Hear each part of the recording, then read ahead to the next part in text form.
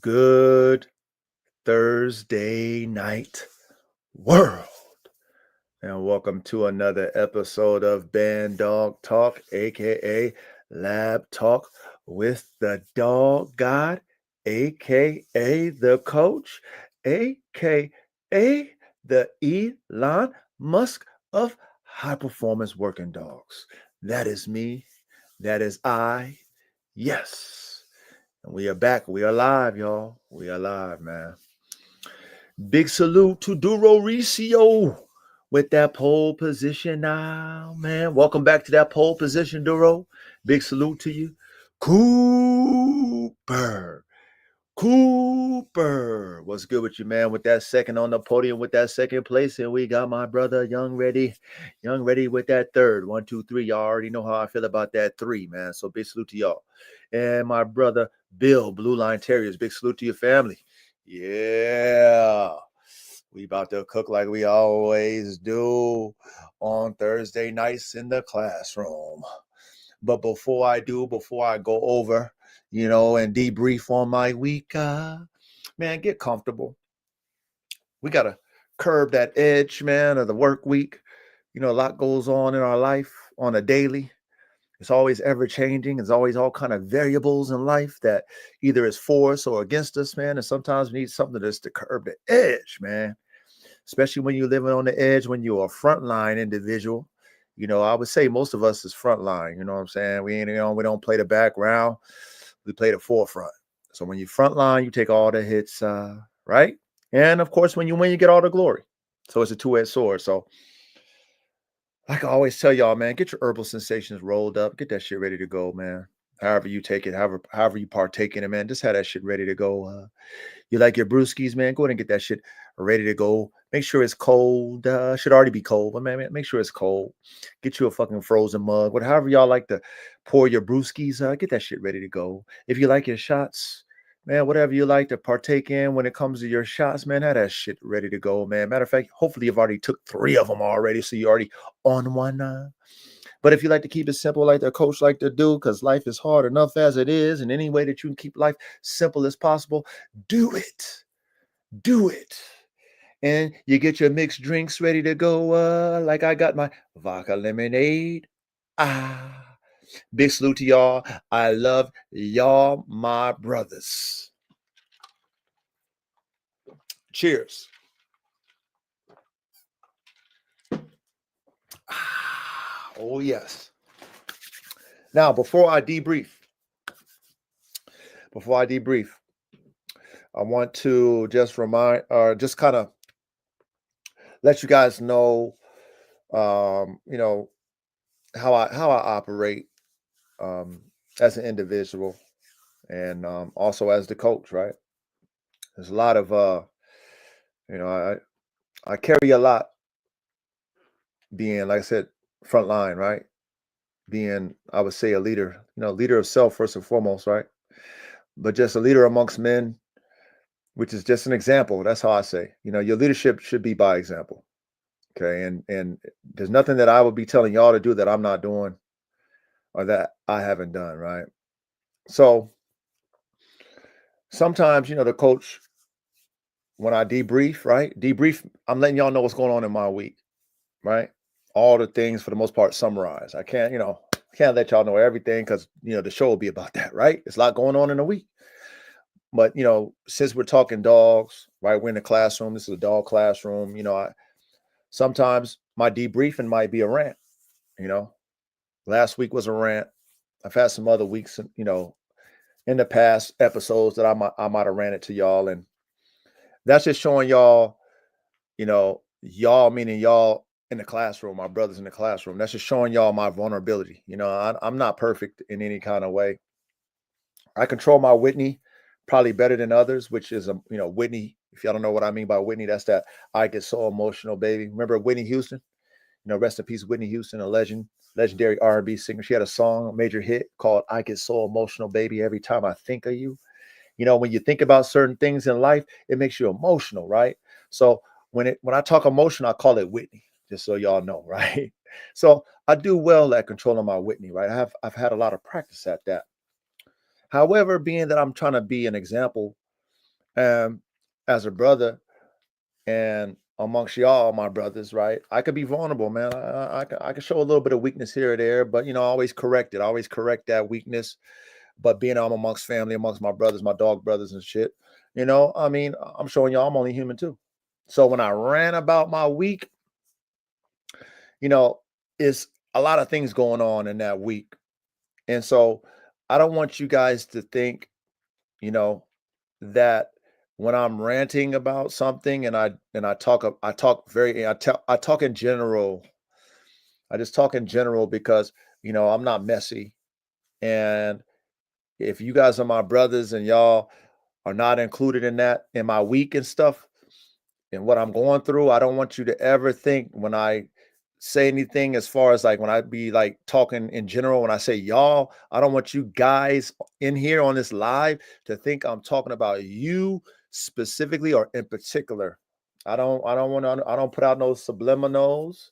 I don't sneak this. I'm not messy. You know what I'm saying? I'm not a messy guy. I'm very straightforward with it. I don't like drama. I don't like soap operas. I'm here for the classroom. You know what I'm saying? I speak my mind based off of my games, right? When I'm going through, but I'm not, trying to be messy. But shit, we in the classroom, right? And this is my show, and I'm being transparent, and I'm debriefing, right, with my brothers about my week. So I just want to let you guys know every time I start off the live with, what's going on in my week, that's just me debriefing. It might be something easy, something just real. Okay, the dogs was cool, everything was great, or it might be some other shit. But I just want to let you guys know that I love y'all. I respect y'all for coming out here. You know what I'm saying, and making time on Thursday nights to get on this live, and you know what I mean, and get some knowledge, man, get some game from the dog god. I appreciate y'all for that, but just please do not take my debriefing. You know what I mean, as I'm talking to you guys, okay? Because you guys are not who I'm talking about during my week. I'm not dealing with y'all like that in my week. You know what I'm saying? So it's just me venting and sometimes, shit, coach might be in his Whitney. So, I'm just being vulnerable to you guys because I'm gonna let you guys know that I'm not perfect. And when it comes to, controlling my emotions, I'm good at never letting you guys or the enemy see me sweat. I'm very good at that. I've been good at that damn near fucking shit. All my awareness when I was aware of how that works, the art of war type shit. Oh, I was once I figured it out, I was always good at that shit. Never letting my opponent know that I'm in my feelings. But because I'm dealing with my brothers on this live, shit. I mean, I'm letting y'all know, man. The coach might throw his clipboard, the clipboard down and shit. You know what I'm saying? The coach might, we in the locker room halftime might go off and shit. You know what I'm saying? And scream and holler and shit. But just know, it's not personal. You know what I'm saying? Like, please, y'all understand it's not personal at you individuals that fuck with me, that really is in tune with how we operate and how I operate. Never, never, never assume that I'm dealing with, I'm speaking about y'all. Okay. So please don't take that. You know what I mean? But other than that, sometimes the coach is going to rant and, you guys should salute that. You know what I'm saying? Because the coach is always poised in the field. You know what I mean? I'm always poised on the battlefield. But when we in the locker room, you understand me? When we in a classroom like that, man, I mean, shit, y'all should let the coach, man, let his hair down and shit. You know what I mean? Let the coach, get in his witty and shit. Coach, let that shit out. Coach, let's let it out. Coach, it's okay. You know what I mean? And I'm just hoping that y'all respect that and just never take what I'm saying like it's targeted at you guys. You know what I'm saying? Now, if I got any of y'all spectators, naysayers, and haters in my classroom, which I'm sure some of y'all might show up, if the shoe fit, wear it. You know what I mean? If that shoe, just accept it. But other than that, all y'all, my brothers that's in this classroom, that's really here for the knowledge, for the game, for the camaraderie, from other dog men, fellow dog men and dog women, man. Shit, man, we all in this shit together, man. You know what I'm saying? All I want to do is uplift y'all and see y'all win. You feel me? So big salute to y'all. Big salute to. Let me take a drink before I get into my debrief. Let me take a drink.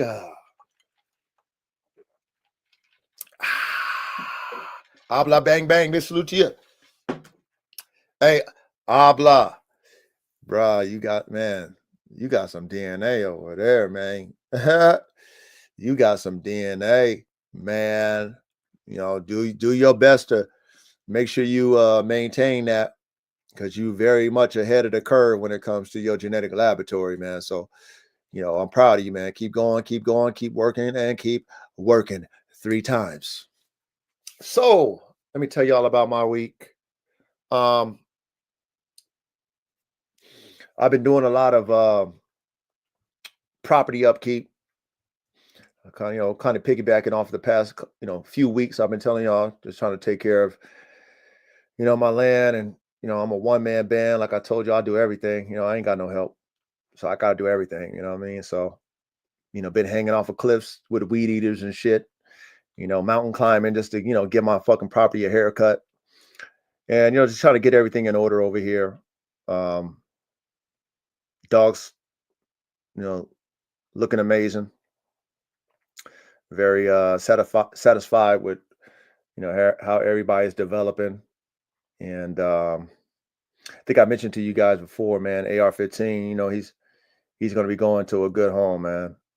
He's going to be going to a good place, and I know the individual who's going to get him, he's going to be satisfied to be able to use him for what he want to use him for in the future. So I'm very happy about that.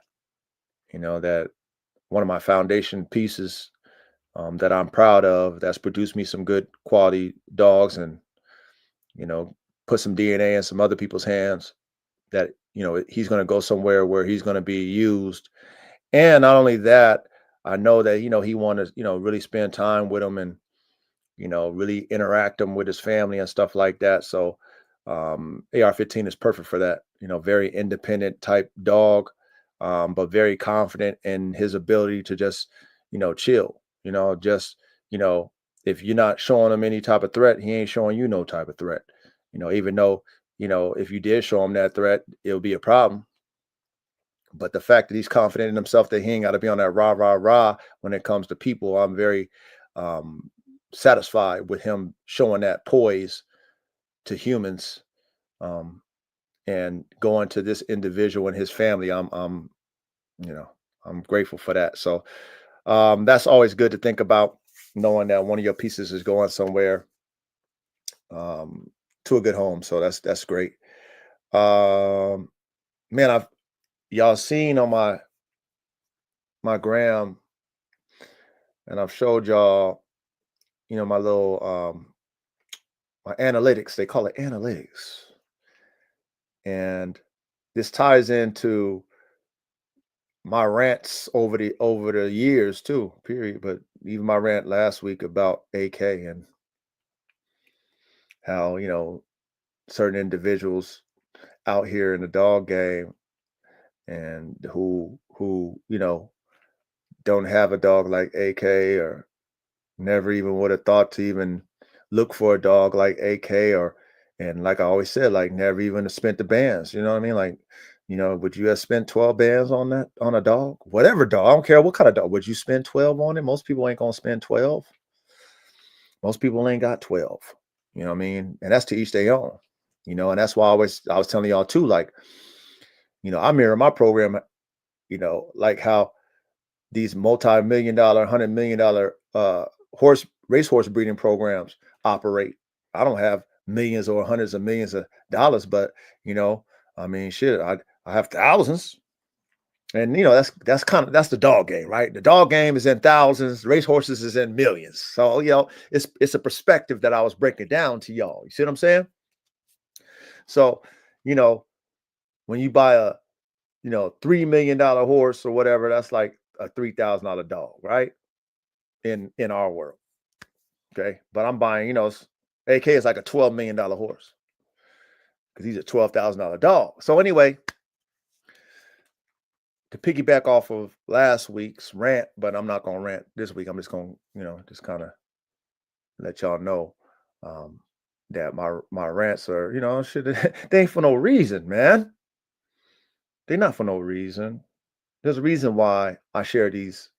I debrief with y'all. There's a reason why I debrief with y'all, because y'all my family. But I just want to let y'all know how it is in the field when you really EA sports in the game with this shit. When you really live what you speak, it's not just talking about it. And again, please, you guys, if you guys are people who talk about stuff, I'm not knocking none of y'all. Okay? Y'all who talk about stuff, whoever that is. Okay? Coach ain't pointing fingers at anybody who talk about whatever they want to talk. Y'all got that's your prerogative. Okay? However, I'm speaking from somebody who's EA Sports. I'm actually doing it. I'm in the game, taking the hits and the licks. There's a difference. Okay, so when I speak from my perspective, you guys just understand that I have a right to have passion about what I speak about because I got skin in the game. You understand? When you got skin and money and blood, sweat and tears and dog shit in the game, you could talk with the passion of the Christ. You could talk like that.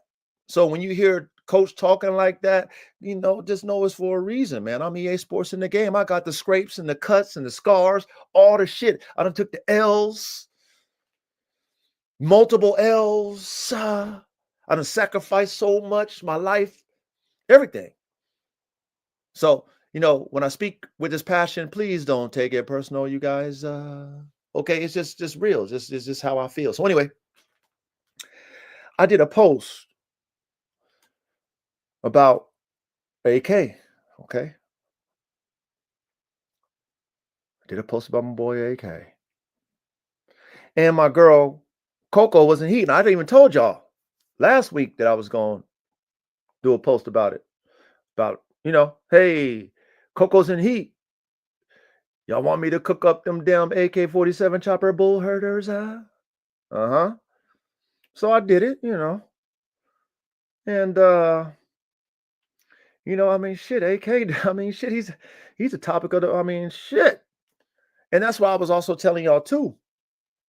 There's no gimmicks in how I operate with my dogs. Coach ain't in the picture, you know what I mean? It's just all dogs. How I operate, how I post. There's very few. And this is why I pat myself on the back for being a good promoter of my dogs and putting my dogs in a good light to showcase them. There's very few dog men or dog women out there that post their dogs' pictures and get the views that I get. Now, of course, you got to take good pictures and stuff like that. And, I've told some of y'all, now might have asked me like, Coach, shit, how you get good pictures and shit like that? Well, shit, motherfucker, when I'm out there with the dogs, I take about probably 50 to 100 pictures just to get one or two. Most people ain't going to put in the work 3 times that the coach do because they not EA Sports in the game like me. See, I'm speaking with that passion. That 100 pictures trying to get it right. That's, you get frustrated sometimes when you're trying to take pictures of dogs. I know I do. Right? That's why I'm taking 100 of them just to get one. But anyway, I post that. Show a picture of AK, picture of Coco. Put a little post. Should I do this? Da-da-da-da. Well, I've told y'all before that all the haters and the naysayers and the Karens and all the, that's where Facebook is where they live, right? The haters and naysayers and the Karens, they live on Facebook. Okay. I posted in my stories. I showed y'all the numbers that boy Chopper is doing on Facebook, man. Now, does Zuckerberg know AK? I don't know. Maybe the algorithm already know AK. I don't know. AK is not new to big numbers. He's not. However, that motherfucker is doing fucking stupid numbers. Y'all see? I had to show y'all my analytics because maybe some of y'all, I'm not talking about y'all now. Come on. I love y'all now. We talking about the spectators. Y'all in my classroom, you already know what time it is. Y'all in my classroom, y'all know that AK been doing numbers, okay? Y'all know Coach ain't stroking AK because it sound good. He want to get pats on his back. Y'all know that AK been doing numbers for years. That nigga's legendary on his own, okay? So I'm not capping over here. I'm not on that Capri Sun. I'm not on that Capadonna, right? I'm not on that Capricorn, right? We ain't capping over here about the chopper. Okay, AK do his own numbers without me. Now, I post that on IG and Facebook. Okay, AK, he doing numbers on IG now too. He over 1,000. I think he's like 1,200. I think he's at about 1,200 likes and shit already on IG. Okay, he doing his thing. He's over 2,000 over there on Facebook. But on Facebook though, That boy got 700 plus, and then and it's still going. It's going up, up. They still over there having full blown debate. That shit's still doing dummy numbers. I don't know how many. He might hit 1 million on that motherfucker. That shit's still going up. I mean, I think the last time he's almost like 400,000 views on that motherfucker on that one post. Hasn't even been a week, y'all. Hasn't even been a week. But because they got that fucking what they call the interaction going on, you know what I mean? They you know, the algorithm got to keep pushing them because the motherfuckers are having full blown debates about the chopper and the breeding. I told brother Duro, I was like, Duro, I said, I ain't even commenting not one time on that motherfucker. There's not one comment respond back from the coach. That's all them. Now, that's not a surprise to me because that's been AK ever since I introduced him into the computer world, into the social media world. Ever since I introduced AK to the social media world, there's been a frenzy of hate, frenzy of love, frenzy of debate. That's what he do. Now, now in 2025 it's just, you know, like his legendary status precedes him now. Because you're only going to stop on a post if you like what you see. Either it's like when you see like you see some titties and ass, you roll down your shit, you see some, you know, a pretty bitch with some titties, or you see some tits and ass, it ain't got to be a pretty bitch. You say, oh shit. You see some nipples poking or something like that, you stop. Okay? The same thing when you see AK, man. You done seen dogs and shit, you see dogs. Okay, that's a dog. What shit? What the fuck is that? Oh, this nigga says, oh, it's a double XL pit bull. I ain't know. Oh. But you stopped on it because of the dog. The dog made you stop. Then you read, you know, I mean, shit, I'm good at, you know, stirring your emotions. I'm good at that. I already know that y'all ain't gonna like the fact. Y'all ain't gonna like the fact that I'm saying AK is who he is. He's a double XL pit bull phenotype, genotype. I know y'all gonna be mad at that because y'all ain't never had one. Y'all don't even know how to make one. Okay, y'all don't know the formulas of these dogs like their coach. That's why y'all not me. That's why y'all not an artist. Okay, classroom. Y'all know I ain't talking about y'all in the classroom. Please, just let me rant now. But this is just me. You know, I'm telling y'all about my week. I'm just debriefing. I'm talking about y'all. I'm talking about them. Okay. So of course, there's no such thing as a double XL pit bull. To you. And the main reason why there's no such thing is because you don't got the vision like me. You ain't got the bands like me. You ain't got the foresight like me to do your research and study and look for those bigger phenotypes. And also, you don't understand the formula of dogs like me. So when I did my research, and I ain't got to go back in time, but when I was doing my research and I saw AK's daddy and AK's mommy, I knew that formula was going to give me my phenotype. That was going to give me, I mean, I was hoping really just for a larger version, more, you know, bigger than my pit bulls. That's all I was hoping for. I didn't know he was going to be the double XL pit bull freaking nature, right? I didn't know he was going to be a freak like Secretariat. I didn't know that. I just looked at the mama like, oh shit, you know, that's a nice little bitch. You know, she got some leg on her. You know what I'm saying? I'm just doing the basic math, the basic genetic math. Oh, she got some leg on her. Okay, shit. Let me talk to the guy who's breeding them. Okay, oh, I like the daddy. Oh, he got that red shit. He got that driving shit. Got the muscle and shit. Oh, I like that. Remind me of some old family red shit, but some bigger shit. Okay, I like that. Like all that stuff. I'm doing just basic. I'm basic genetic calculating. Ask the breeder. He tell me, oh shit, Spade, the mom come from, you know, lines, they got taller dogs and the more leggy dogs. Bingo, that's what coach need. I need leg because I want to make a larger version of my shit. See how simple I kept it, man?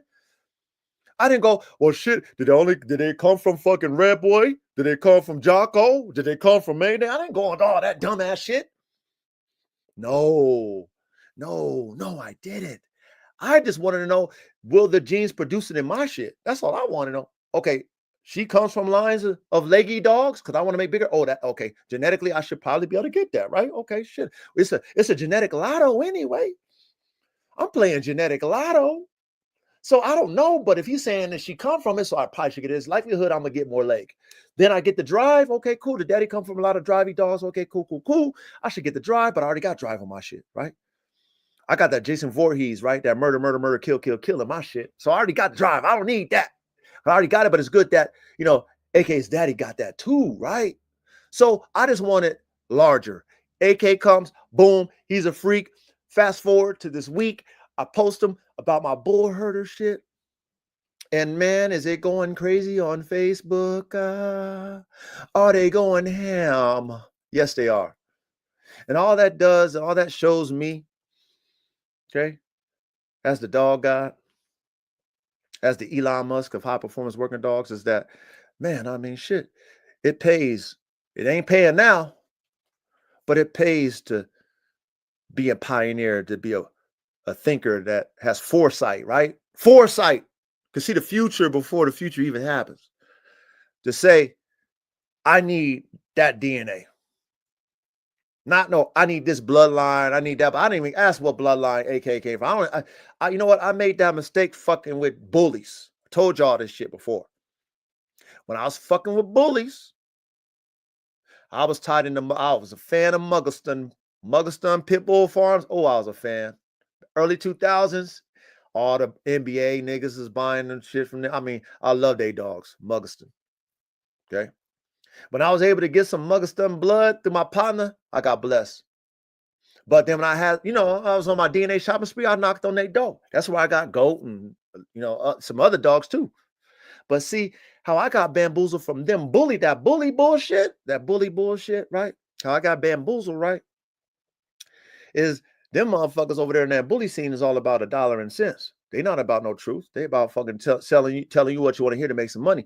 So when I'm thinking I'm getting genetics that I was so privy to from the early 2000s, that's like an advanced version of, or a futuristic version, a current version of the old school shit, I was lied to. Come to find out, he was brokering other people that had some of his blood, but it wasn't what he was telling me. He was selling me a fucking, he's selling me wolf tickets. That's why I couldn't get what I already had. Got some other shit. That's why the pedigree, when I looked at the shit, it didn't make no sense. Because I wasn't getting that. As a matter of fact, I didn't get anything that I thought I was gonna get. But I digress on that. Back to AK. So AK, I mean, what can I say about that boy, man? I'm very grateful to own him. I'm very grateful that the future is even brighter now. My vision has definitely changed. Y'all know that, which we're going to tie into that tonight. But AK is who he is for a reason. He is that freaking nature for it. He got everybody talking, man. Whether you like him or you don't, y'all talking about him. You know what I'm saying? I haven't seen too many dogs, without any, influence of a child or, whatever your influence to get people to fucking look at your dogs. There's very few dogs that can do it on their own. I did a post on Facebook too. Well, actually, I do post that my IG ties to my Facebook. So every post I do on IG goes on Facebook. I did a little reel. Y'all seen it. I'm sure all y'all seen it. Where it's AK and I show AK, AK stacking. He gets just in this little stack, right? You get to see him, his profile. Then you see him, pulling them 3 tires and shit, because y'all know the coaches, that's my specialty, right? Conditioning and creating dogs. I told y'all that's what I am, right? I condition and create dogs. Okay, that's my gift. So y'all, I show him AK pulling the 3 tires, right? AK jumping up, that nigga's a kangaroo. That boy's Vince Carter. Y'all know AK got stupid, dummy, crazy hops. Okay. Show him jumping up. He loves to shake shit, bite shit, right? That boy is got a menacing presence. So anyway, I did that little, it's like a 3 or 4 little clip, little reel. That motherfucker did dummy crazy numbers over there on Facebook too. Of course he did, right? He did crazy numbers over there on IG. Go look, y'all go look at it. That's what I'm saying. Like, coach ain't on capping. Like, my dogs do what it do. Y'all know that. Okay. But this is what the coach deal with all the time because I'm really out here doing it and showing numbers, man. No gimmicks, just dogs. And every naysayer, hater, and spectator gotta be in my comment section because my shit be jumping. They don't got no dogs that do numbers like the Chop do. If they do, show me. And I'm not saying one time, maybe 3 times. Show me. I can show you multiple of y'all, man. Come on, y'all. Come on, man. Come on, you guys. Coach gonna talk a shit because this is what I do. I really live this shit. I really worked hard at this shit. I really spent my money. I sacrificed everything to have a program like I got. You know what I'm saying? There, it's not for no reason I got an AK-47 chopper. I got a Black Hawk. I got, it's not for no reason, man. The boy really, really out here doing this shit. And that's the example I want to show y'all so that you guys can get y'all program on a level where y'all doing it. Y'all dogs is getting this type of attention, whether it be good, bad, or because we already know good, bad, indifferent, and attention is good. Obviously, especially for social media, all they want to see is engagement, interaction, and we know the chopper gets that. So anyway, that just solidified the fact that hey man, I've been doing something right. And when I was a rookie to social media, I told you how I felt about that early bird. I was on that defense. I was defense, defense, defense, right? Like we always do. You know what I mean? I'm defending the Chop. I'm over there, debating with all these motherfucking debaters, these great debaters. I'm debating with these idiots. You know what I'm saying? Shit. Coach, don't be debating with them motherfuckers no more. I let them debate with themselves. And shit, I ain't got to do nothing. I just proved it. 700 plus comments without the coach in it at all. Y'all want me to engage with you, but I'm not. But y'all engaging with each other? That shit is crazy, man. That shit blew my mind. But again, it just shows me who I am as a pioneer, right? Somebody's front line, ain't afraid to go along, at it alone. You know what I'm saying? And me having top tier level dogs, man. Now watch this as we get ready to get into this topic tonight. You know what I'm saying? Y'all seen that post I did with Shaka? Now Shaka, that's my shit. You feel me? That's my shit since 2005. That's my pit bull blood since 2005. Fuck a blue color. That's my pit bull blood since 2005. Okay. I've had blacks in that motherfucker. I had chocolates in that motherfuckers. I had blues in that motherfucker. I had fawns in that motherfucker. Okay. Fuck a color. The formula, that's mine. My performance level pit bull. Those of you who own a piece of that blood, y'all already know. Y'all already know, just like I know what it is, right? I showed you guys a glimpse of Shaka. Just a quick glimpse when I just put Shaka next to his sister real quick. Y'all seen that? Man, I had the internet going crazy, man. Had the internet, had all the Karens, man, it was going crazy. Just for that real, I think that shit was like, what, 10 seconds? I had to take it down because it was just, I had to take it down. I took it down because it was too much. Just to see that little bit of blood from them just, kissing each other through the kennel bars. Y'all remember that? I showed y'all Shaka next to AR-15. I showed you what Shaka did to them steel bars, them steel prison bar kennels, supposed to be indestructible. I showed you how strong Shaka with no teeth, because he bite bars, he bite metal. That's what he do. He tears shit up. He don't feel no pain. I told y'all about Shaka. He don't feel no pain. I told you about my boy Shaka, right? I ain't got to show you doing any Jason Voorhees murder, kill.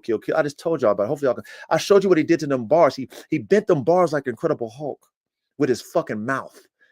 He bit it with no teeth in his mouth because he destroys them. And his jaw power bent them bars. So I showed y'all that shit trying to get at AR-15. I showed y'all that shit, right? So anyway, I did a post with Shaka, and now I know how to twist these naysayers and spectators' nipples. I know how to do it now. Now I get it. Now I understand. The algorithm and why the algorithm like my dog so much, right? Because controversy. So you know how the world loves to say there ain't no such thing as a blue pit bull and all that bullshit, right? Game pit bull at that, right?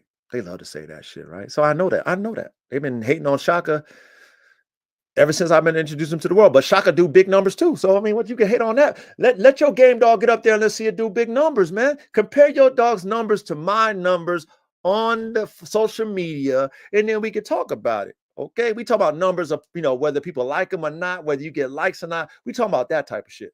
So anyway, I did that with Shaka. I said, you know what, I'm about to ruffle these motherfuckers' feathers real quick, man. I'm about to bring Shaka out. Has Shaka, shit, y'all know how to operate, the coach operate with his dogs. All my shit looking like top tier conditioned athletes, because that's what I do, right? I got the hill climb. Y'all see me show y'all how I do AR-15 and AK and all the motherfuckers on that hill climb. I live on a mountain. I do the hill climb. I do the wind sprints. I do the fucking tire pulls. That's what I do. I do conditioning, right? Plus, I know how to feed my dogs the right way. Anyway, show the picture of Shaka, everything all muscle, all the muscles up. He got the trap game showing out. He got the rears popping out. His shoulders muscled up. He got the muscles in his fucking stomach and shit. Come on, man. That's what I do. That's my genetics. I made that boy, right? His sister looked like that too. His daughter, his sisters look, plural. Sisters look like that too. Anyway, bruh, that shit doing dummy numbers. That shit might do more numbers than AK right now. That shit doing stupid numbers right now. Wait till I show you. I'm going to show y'all the analytics on that shit. That shit is doing dumb numbers, man. Numbers. And the coach didn't comment not one time in that motherfucking comment section. But boy, oh boy, we in the hundreds of comments. We in thousands plus likes. We in thousands of views. And this is just dogs. This ain't no gimmicks. This is that dog when you're scrolling down, you stop on it. Oh, shit, what the fuck? Oh, what does he say? Oh, let me get in there and fucking have a debate. Oh, fuck that shit. I don't like that shit. Got the banana in your mouth. I don't like that shit. I'm going to drop a dime on that nigga. Oh, fuck that. He thinks, no, this dog got all the muscles and shit. Oh, he thinks his dog's strong and shit. Think his dog's game because his dog's all muscled up and shit, looking good and shit. I don't like that shit.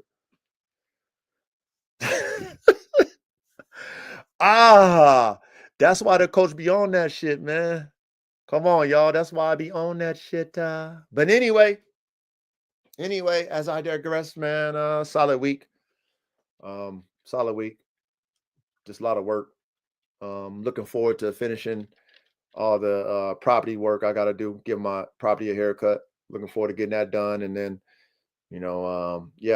start to showcase the dogs. And no, I'm not going to cook up Coco. The world is not ready for those, and I'm definitely not going to get pump faked and stroked and think that the world is ready for those type of dogs. And that's why we're going to talk about that tonight. So as I take another drink, I'm going to drop the link. I'm going to drop the link as I take another drink. But yeah, AK is doing numbers. Hey, and y'all already know when I put Blackhawk out there, shit, Blackhawk damn near might do more numbers than AK. Shit. Blackhawk might do bigger numbers than his daddy. Shit. But let me drop that link. So we can go ahead and cook tonight. So we can go ahead and cook on this topic tonight. This is going to be a great topic because I want to know where y'all coming from with this. I know y'all see the buzz. I know y'all see people talking about it. You know what I mean? Shout out to K9 Matt. He just did a breeding with his Bullherder and a Dutchie. Yeah, he said pretty much all of them is damn near spoken for from his from his club. They pretty much all buying them up anyway. So there might be a couple of them available. But yeah, he just bred his Bullherder, and damn near all his club members buying them up. That's what he said. Shout out to K9 Matt. If you don't follow K9 Matt, go ahead and follow K9 Matt. What's up, coach? But you're ready. Yeah, man. Hey, ready? You see that? You see that boy Chopper? Oh man, do I? Hey, so you follow me on Facebook, right? Ready? Yeah. Okay. Did you get a chance to scroll down them comments? Yeah, it's a lot of comments. And comments inside those comments. Comments inside the comments. Yeah. Golly. And mad likes on them drinks. That's I mean, come on, they come and congregate. That's what they have debates on my post. That's amazing to me. Yeah, that's ill, man. The dogs is the truth. Bruh, like how many other people get posts like that, man? where they having full-blown debates on debate. Like you said, comments, in comments, in comments, comments. Yeah, that's what's going on over there, like a chain letter. Oh That's man. great, man. But that's what you need, though. You Right. need it to do that, because then all the other dogs is going to get that or better. Like you said, Black Hawk, he should get more than AK. You know what I'm saying? That's his offspring. Right. He's the next generation of that. Like, yeah, Exactly. Exactly. You know, that it's just it, bruh, it's funny, but then I get it too. You know what I'm saying? I get it. You know, when you know, it's very few people that congratulate. You know, that just kind of the way society is you know, because they don't do it, they don't have it, they rather downplay the one who has it. You know what I'm saying? Because they bitter that they don't have it. You know what I'm right. saying? Versus, you know, you can appreciate it, right? Even though you might not have that, you can appreciate it and be like, yo, salute, man. You know what I'm saying? Shit, man, I would love to have one of those, or damn, I wish I had that, or damn, salute, because you have that. It's very few individuals that are going to just be like, yo, congrats, you know, congrats Yeah, on that so type of stuff. loud. Yeah, And that's what I've learned being on social media, because you know people can hide behind their phones and hide behind their computers all day and show their true colors, because you know they ain't gotta throw the stone and hide their hand. right. Versus people in your face, you know, they're gonna lie in your face because you know they don't want to be seen as a fucking hater, even though deep down inside they're a hater. Yeah, You know, as and, soon as you leave and out a fan.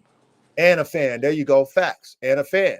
You know, honestly, if you got that level of emotion for somebody, unless they really did something to you where you hate them, like they did something like directly to you to fuck you over and then you hate them. But if they haven't done anything to you and they're just doing them and you hate them for some reason, you got an emotion toward them of hate. It's the flip side of that coin. It's really you really love them and admire them, but you not them. So you want to hate because you don't have that whatever they got that you don't like, but you really do like. Right. But then there's the ones that really hate. That's not fans. But Uh, man, it's crazy. It's crazy. yeah, man, it's a thin line, but what they say is a thin line between love and hate. Right. I agree with that. I agree with the fact that it's a thin line between love and hate. You know what I mean? But shit. Hey, Abla, Abla said you should do that pitbull line. Hey, Abla, I'm done. I'm done with pit bulls, man. I'm done with that shit. I got my you know my pit bull line will be them straws off of Jaws and AK and Black Hawk and any other last other actual pit bulls I got, AK, whoever it might be, Shaka. That's my pit bull line. That's it. I'm done. There's no way I want to be a part of that. You know what I'm saying? I don't want to be a part of that community. I don't want to be a part of the dog. And I already told you Can't use them. before. Go ahead, ready? Yeah, we can't use them dogs Right. And there for you what go. they're supposed to do. There you go, ready. And that is the main reason why I was able to come to grips with that reality for me, because I started, you know, we all agreed that that's our first love when it comes to our working dogs is the pit bull. But bro, there's no reason for me to be cooking up bigger, stronger, and faster type dogs with maximum prey drive. It's like they'll never be able to use them, use they gift that I put in them because I know how to cook them. So why would I breed them? That's dumb for me. You know what I mean? And I don't want them to go on to people who's going to use them for that anyway, because I feel like that's not giving a dog a choice. You know what I'm saying? If a dog is defending itself self-defense wise or to survive, I get it. But if it's just, you know, killing shit for sport, I That's don't agree with that. Me personally, I don't agree with it. yeah. I don't agree with that. You know what I mean? So yeah, I'm done with that. I'm done with that. I'd rather go in a direction that I'm going now, which is the topic at hand. And let me put that in the ticker before I forget, Duro. Let me put that shit in the. Oh, excuse me. I'm sorry. Ready? Let me put that in the ticker. Oh shit. Here we go. Here we go, man. Let's cook on this one right here. You know what I'm saying? Is the Bullherder all hype or is it a game changer when it comes to high performance protection dogs? Okay, let me repeat that. Is the Bullherder all hype, or is it a game changer when it comes to high performance protection dogs? Now, if you guys haven't already, go on IG, go follow Bull Vision Working Dogs. I know you guys probably that y'all who fuck with me, y'all probably already follow them. Yeah. I've already gave them a shout out before, but if y'all already haven't, y'all want to really dig deep into the bull herder, what they doing with them, they got a program going with that shit. And there's a lot of people that be like, Coach, I don't see your dogs working, right? They want to see them doing whatever, that bite work and all that type of shit. Okay, cool. Well, there's people out there, Bull Vision, they actually do that. They actually do that type of Schutzen type, whatever type work. And they have a bull herder program, and their program is successful. People all over the world buy their bull herders. And, it's something that, if you guys want to really check out, I would advise you to go follow them and, see what they're doing with their dogs and seeing how successful their dogs are doing in competition and, the different variances they have in their herders. Have you got a chance to check them out already? Yeah, I've seen various different people also, but I'm following them. Okay. Okay. Um, what do you think about the bull herder? Ready? For high performance dogs. That's the way you want to go. Yeah, them dogs. Yeah, they do they can do basically everything that shit. Um, they're fast. Yep. They're very fast. And when they got that pit bull in there and all that, it just amps it up more. And nah, and for the most that I'm seeing with the Schutzen, they listen a lot too, a lot better than most breeds. Yeah. And very quick on the command, very quick. Now you always, you guys always hear me tell y'all there ain't nothing new under the sun. So we know that the concept bull herder, which is now being something that's talked about, they've already mixed the pit bull in them damn Malinois and them Dutch Shepherds, and they already probably did Mastiff and the Malinois. They've already done these things back in the day. Okay, because if you're good at what you do when it comes to performance dog breeding, and you know that you need something that you're lacking. Let's say, for example, you're a world class, okay, Dutch Shepherd breeder, a world class Malinois breeder, right? World class. And people are seeking you specifically for your Malinois or Dutch Shepherd lines. Now we know in every market it's competitive. And when you sell your DNA to other people, they have stock in what you've produced. They can take your genetics and add it to theirs. So we know this if you're world class at what you do. Now, you can't tell me that a world class dogman or dog breeder who has a powerful line, who knows that over time, if you keep tightening your lineup, is going to decrease instead of increase. They don't know the power of an outcross. You can't tell me that they don't know. Of course, they know of the power of an outcross. And a lot of them don't want to intertwine your blood, a competitor's blood, with their blood, even though you're doing that with theirs, right? Even though you're doing that with, let's say, if I was them, even though you're doing that with my blood, I'm not going to really hit you up unless you're a part of my conglomerate, my comrade, my dog comrades. We are part of, we got a little team going.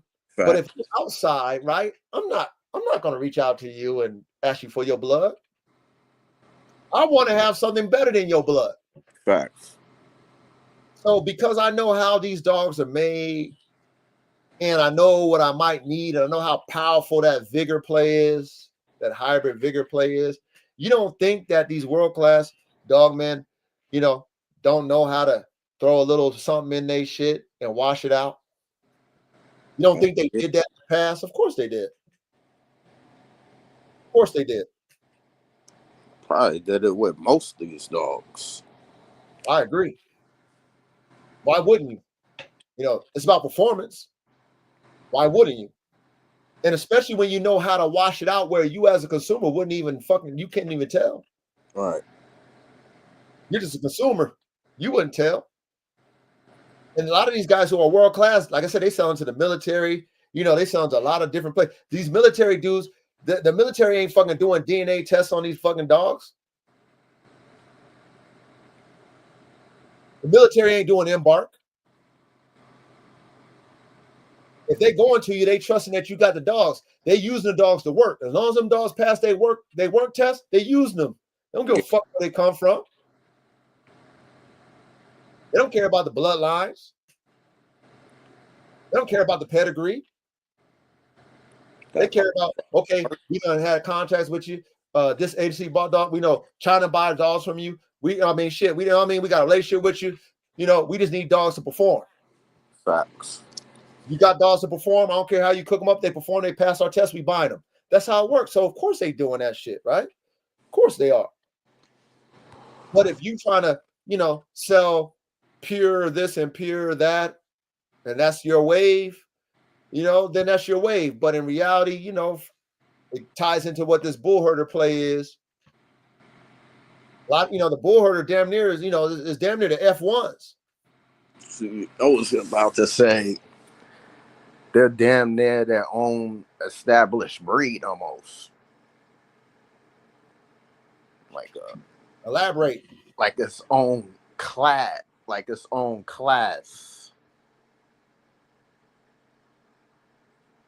Yeah. Yeah. Go ahead. Ready? What's the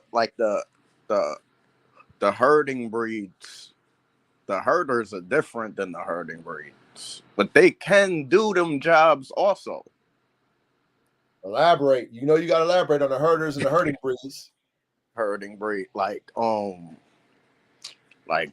border collies and rough collies. All right. That's like the herding. Like Lassie. Yeah, those like herding like sheep and cows and stuff like that, livestock. So check this out. So then we should, like the bull herder should be more of like shepherd dogs. You like shepherd dogs. But then that's the same damn thing because. But they're not human guardian, but they're not like guarding the premises. And the sheep herders not leaving them out there overnight with the livestock. They do the job and then they go back home. So like the like you said, the collies and the border collies and all that. Yeah. But like the Mals, the Dutchies, the Kangals, German Shepherds, they're more multi-purpose. Yeah. Because they can herd and they can protect. Yep. Okay.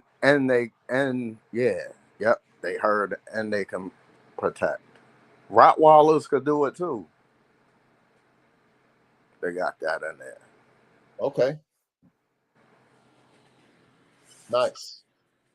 But then when you add that bull, like the bulldogs or pit bull terriers, it just changes them. Now it's giving them extra drive. Hell yeah. Oh shit, we got my brother Steve. He in the building. Hey Steve, man, if you available, I don't know if you just can, just come up in on the, in the panel or whatever. I'm gonna drop that link again. If not, if you just in the chat, I can respect it. I know you're a busy man, man. But my brother Steve, man, I'm glad he showed up. He a busy man, but I know he can elaborate on this topic with us on the panel if he can show up. But either way, we cooking. No, we do ready. We cooking, man. Facts. Regardless. But if Steve can come up on the panel, man, I know he got a lot to say too, man. But hey, I just dropped that link, Steve. If you are available to come up, come on up, brother. But yeah, so okay, yeah. So then there's different type of herders. Now look, you guys got to use discretion when it comes to what you want to use genetically for your bull herder, okay? And like I said, we can get very broad and say there's so many different herding dogs. Yeah, that's true. So would you use a collie? Well, it depends on why you want to use the collie, right? I mean, I might use a collie if my dogs wasn't as smart as I want them to be, because a collie is a smart dog. Yep. So if I wanted more intelligence, yeah, I'll throw that shit in my sauce. Yeah, it's going to take some time for me to wash certain things out that I don't like about the collie. But see, this is the beautiful thing about what we're doing is that we can do whatever we need to do to add the components to our dogs to make them better. Right. And I'm not going to knock you for saying, hey, coach, I'm going to throw a collie up in my bull herder first. Then I'm going to throw a Dutchie. Then I'm going to throw a Mal. Then I'm going to throw, a pit bull. Then I'm going to throw a bulldog. You do it however you want to do it, as long as you get the dog the end result at the end of the day. Right. That's the goal. Like, period. That should be how we operate when it comes to these dogs. Like when I first announced AK with the Kangal, I had them naysayers like, oh, that's not a bull herder. Kangal's not a herding dog. I was like, look, motherfucker. A Kangal is a shepherd dog. Facts. Shepherd dog. It deals with sheep. It's a livestock guardian dog. Yep. It's not a fucking nipping at your fucking heel collie. I'm not saying it herds. That's just a term for a type of mix of dog. They call it a bull herder. Whatever you choose to add in that bitch is your choice. Mm-hmm. But you got these people who are just in a box and they want to naysay everything. And they don't want to, think about what we're saying and think about the concept of the bull herder. You know what I'm saying? It's not a breed. It's a concept. It's a concept fucking dog. It's not a breed. And it's so why like the band dog? The band dog is not a breed. There's so many variants in the genetic of a band dog. Same thing with the bull herder. I told you guys also that I got a young, Formula One bulldog. He's a youngster. My boy Tiger Shark. That, you know what? If he grows up to be who I'm hoping that he'll be, I'm gonna make a bull herder out of his ass. Right. He's not a pit bull. So what are you gonna tell me? Oh, that's not a bull herder because that's not a pit bull with a herding dog. That's what you're gonna tell me? No, that's not what you're gonna tell me. I'm fitting my vision in that concept of a bull breed and a herding breed or a herder type breed or a shepherd breed. Yep. Shepherd breed, you guys.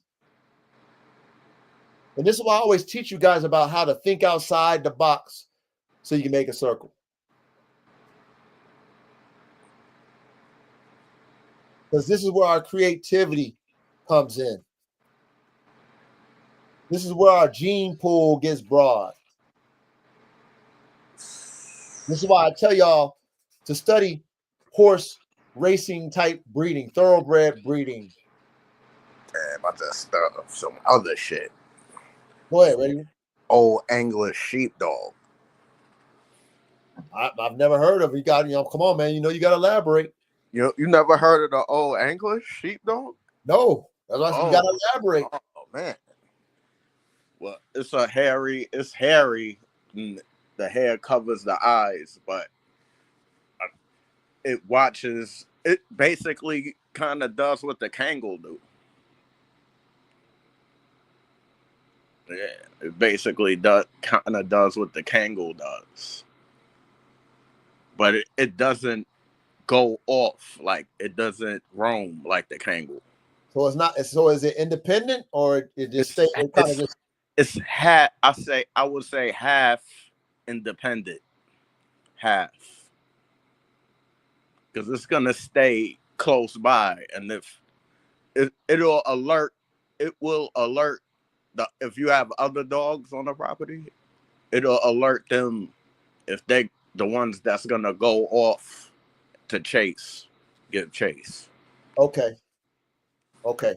But if those animals are close up on the farm or property, they will handle the job. So they blend in with the sheep. Yeah, Got you. They they got not they they're not like white and gray. dogs like the Kangal. Right, they're real furry, hairy, furry. Okay. Damn it, man. No tail like the Rottweiler. Yeah. They got them in like a lot of like old family TV, like TV shows and kid books from back in the day. So are they? Do they look like the ones with the dreads, but without the dreads? You know that sheepdog with the dreads? They're they mm, they're kind of a little bit bigger than them, I think, and the hair is like it's not matted. The hair it isn't matted. It's just like Real um, fluffy. it's fluff like that fluff. But Okay. if you let it go, it'll turn like like a blonde person's hair, that straight hair.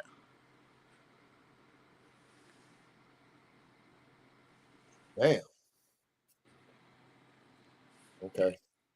I guess over time, if you don't like keep it up, it'll eventually dread up. But I've never seen them like that. Okay. Man. I mean, it's and this is why y'all formulas. Y'all should always think about you guys as formulas. Like why you want to mix dogs together. Like that's something that you guys should always think about when you putting certain dogs together. You know, and what intrigued me the most about the bull herder is the fact that you can take a dog that's already superior in what it does, right? So of course we're going to go back to the German Shepherd Mhm. and how the German Shepherd was, known to be this protection dog, this war dog that a lot of different countries use for that purpose all around the world, right? Police, military, etc. And once they became popular, then the breed got watered down, right? Yeah, Period.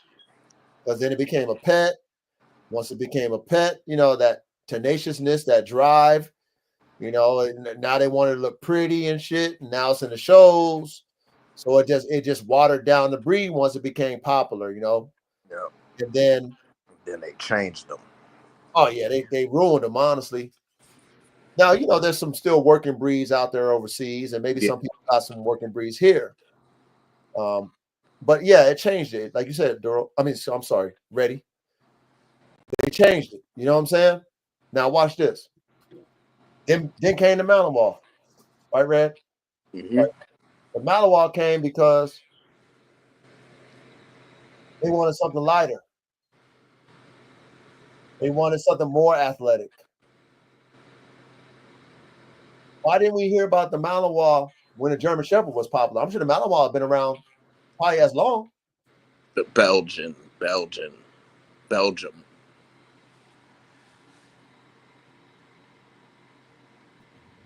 Oh shit, we got Steve. You had to pull over for a minute, man. I'm still, yeah, we had a goddamn storm out here, man. I'm still trying to get fucking power back up over here, man. Oh man. First and foremost, I appreciate you making time for us, Stevie. Much love. Yeah, yeah, Much it's not, love, man. yeah, yeah, 100. yeah. It's no problem, man. Cause they had this when you were talking about the bull herder, And I was like, I remember back in the day, the thing with the, just from the law enforcement aspect of it, because I've been around a lot of police dogs. I retired from law enforcement. It's just the bull herder, the concept behind it was it's just that the Malwa, that's an apprehension dog. Mm-hmm. That's with the sport guys coach and I don't know the brother's name yet. I'm Ready. sorry, but Ready. he said, "Oh, ready? Okay, all right, ready. Yup. What's up, You man? know what's good with you, man? Chilling. The a coach.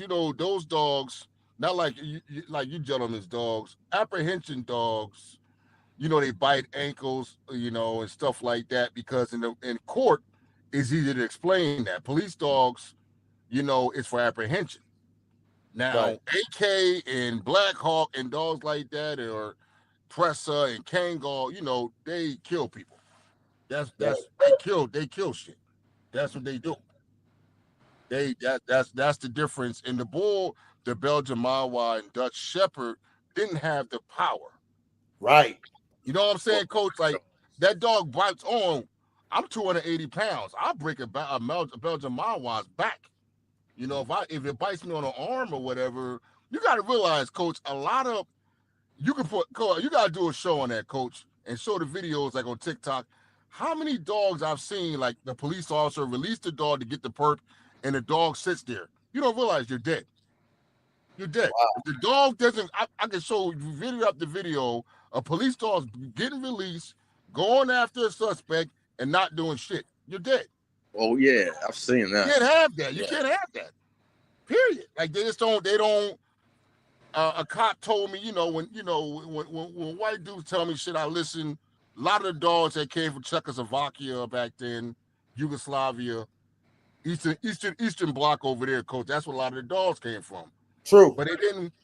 How hard is your dog, though? When I say hard, I mean, say the dog, when I say gas station ready, you know what I mean? The dog's in the back of my truck. It breaks through the back window. Motherfucker just tried to carjack me. But can it take being punched? Right. Right. So, you know what I'm saying? Like, Oh. a lot of these dogs can't take that, Coach. I'm telling you, man. I know They're not tough. Yeah. They're not tough, They're man. soft. They're not tough, man. They're soft. They're not. They're soft. They're soft as ice cream in July, man. I'm telling you. What did I tell you earlier, Coach? I said the White Howard. Look good. What did I say? Ready. Yeah. Ready. I told him. I said, Coach, it's the White Howard until Kobe said, be Superman. You fly around like Super. You look like Superman, but you soft as ice cream. Yeah. You're a pop tart, man. You soft. Like you soft. I mean, a lot of these dogs are soft. They're not hard, man. They're not, man. I knew dogs back in the day in the hood. The cops done shot the dog off, man. Shit, that dog kept coming like this. I'm telling you, man. I done seen some shit. You thought it was like Freddy Krueger, man. You thought, yeah, man. That serious. Like, god damn. Like what? But the blood was different back then. It was the dogs were different. Right. The dogs were different. Coach, cause you know back then, Coach, like let's say 200 years ago, rich people had the luxury of having pets for no reason.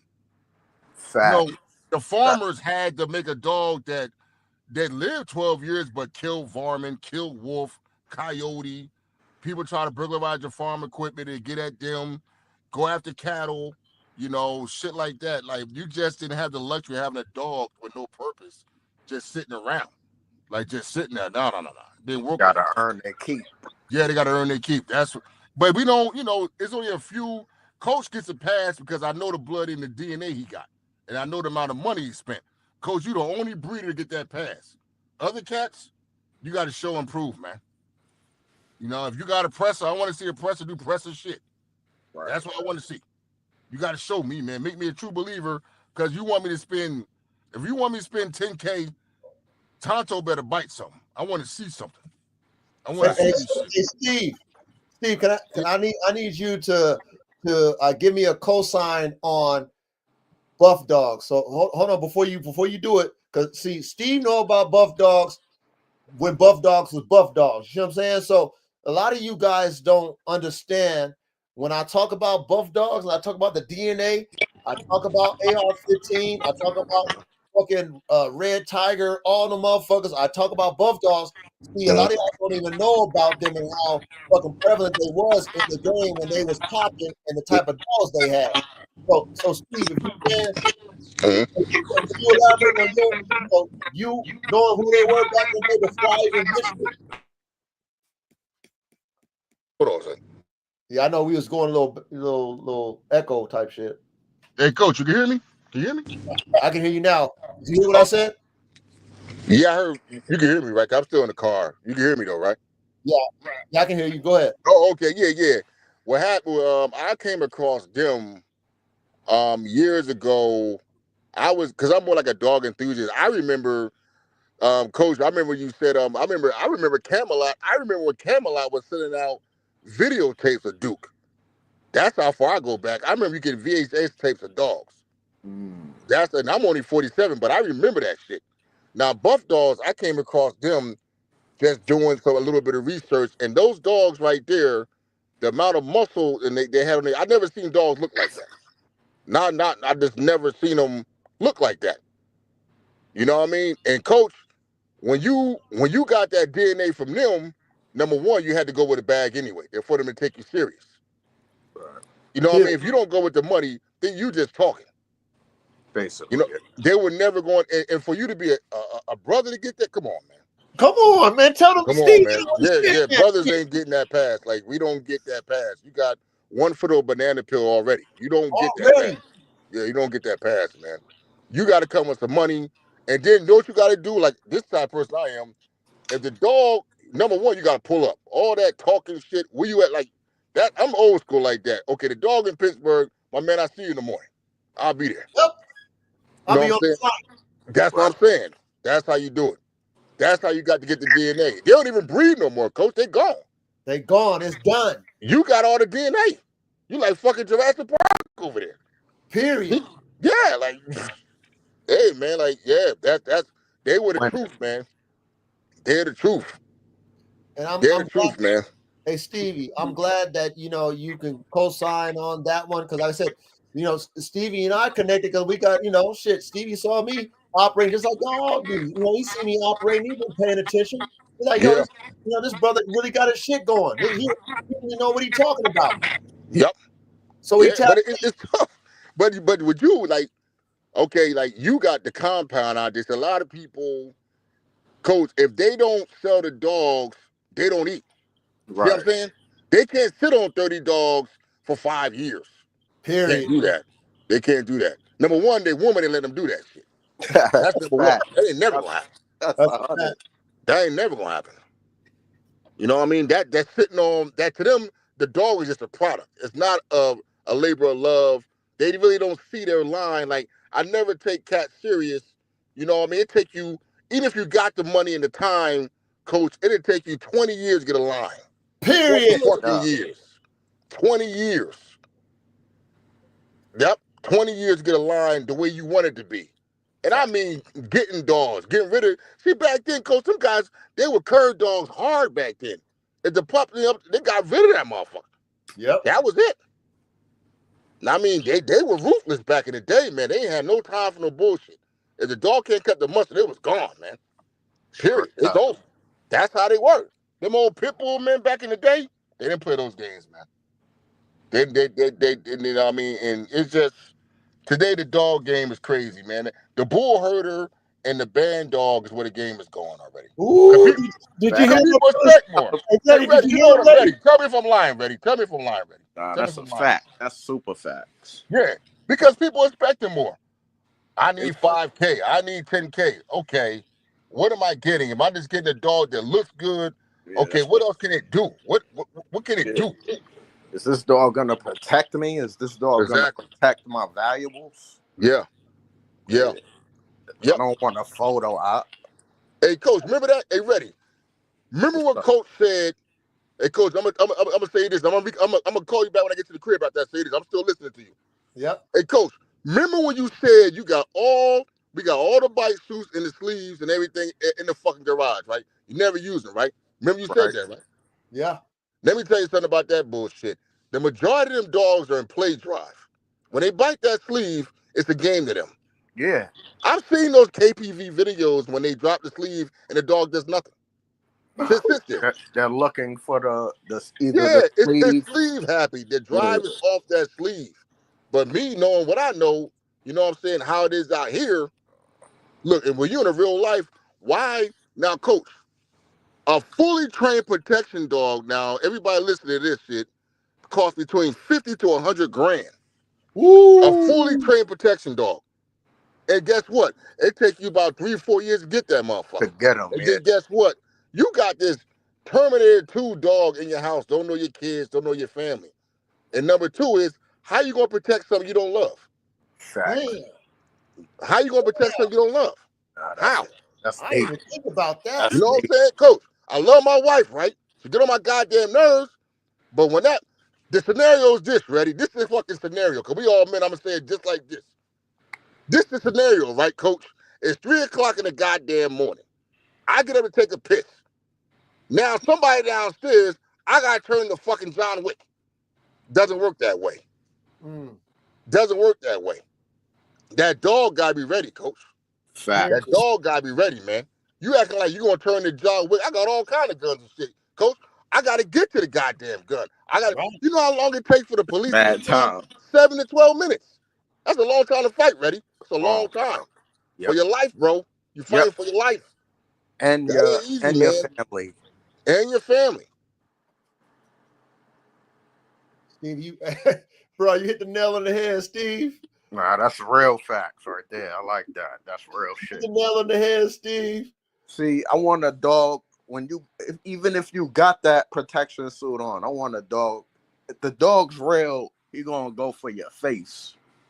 You know what I'm saying? Now watch this. Remember you talking about them mouths and stuff, how soft they are, right? Now watch this. Okay. I got y'all know I got a mouth, right? You know, Mm-hmm. when the coach be talking, I got dogs. You know, I got a Kangal, right? So Fact. I can speak not as a spectator, but I can speak as somebody who's EA Sports in the game. I got a Mal, come from top tier fucking Malawar genetics. They work their dogs. He sells his dogs all over the world. You know, he validates his DNA, all this shit, right? If I grab Coco, Coco love me, right? Because you know I'm the dog god. I treat her right. She loved me. She said all the other dogs revere me, so she want my attention. Okay. So anyway, if I grab her muzzle, because I always want to test my dogs and see if they will be agitated enough to like try to bite me, type shit, right? If I grab her muzzle and I squeeze her muzzle really hard, that bitch will fucking whimper. She won't be like crying, but you hear, because that's one thing about Malinois, they're real sensitive. I don't know if y'all Right. They got soft jaws. I don't know if you guys know this or not, but if you don't have a Malinois, you don't know this. But they're very sensitive. Mentally, they're sensitive. Like if you too hard on them too early, they'll break down because you know that they're not like pit bulls, right? Like for example, if I did that to AK or Shaka or any, they're not gonna fucking whimper at me for squeezing their fucking jaw down and like trying to overpower them.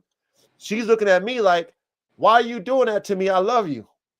Versus I do that to AK or Shaka, they like, oh, I want to play. I like that shit. Oh, you putting pain on me? Oh, I like pain. Let's go. So that's stuff that, like Steve was saying about, you know, him being in, you know, corrections and police and all that type of shit, and why they use those type of shepherd dogs and Malinois is because when a Malinois bites you, right? Yeah, it's gonna put a couple holes in you. Yeah, you know, you might, it might pull a ligament or something like that, but it ain't gonna fucking thrash your shit. Fact. It's not the Malinois not gonna crush their bone when it bites you. You see what I'm saying? So then, of course, you know that lawsuit. You know, shit. Hey, the dog just apprehended you, like Steve said. It got you, bit Yeah. you, subdued you till the police came and handcuffed you. But if he put if you got AK, AK-47 chopper, Ooh. AK bone crusher's jaws on your fucking leg, and it bites one Oh time and it crushes all your goddamn bones, then guess what kind of lawsuit that is for the police? shit. It's over. It's a wrap. You know what I'm saying? Even though that dog apprehended you, you got a crushed leg and shit. You got to get reconstructive surgery on your leg. Yep. So what he's saying is true about those type of dogs, the herding type dogs, shepherd type dogs, whatever, Mal, Dutch Shepherd, you know what I mean? Like, yeah, they're great apprehension dogs. That's why they use those dogs. It makes sense why the police use them. However, with the rise of the concept of the Bullherder, you know, those of us who want them level of dogs, but we want them to be bigger, stronger, and faster.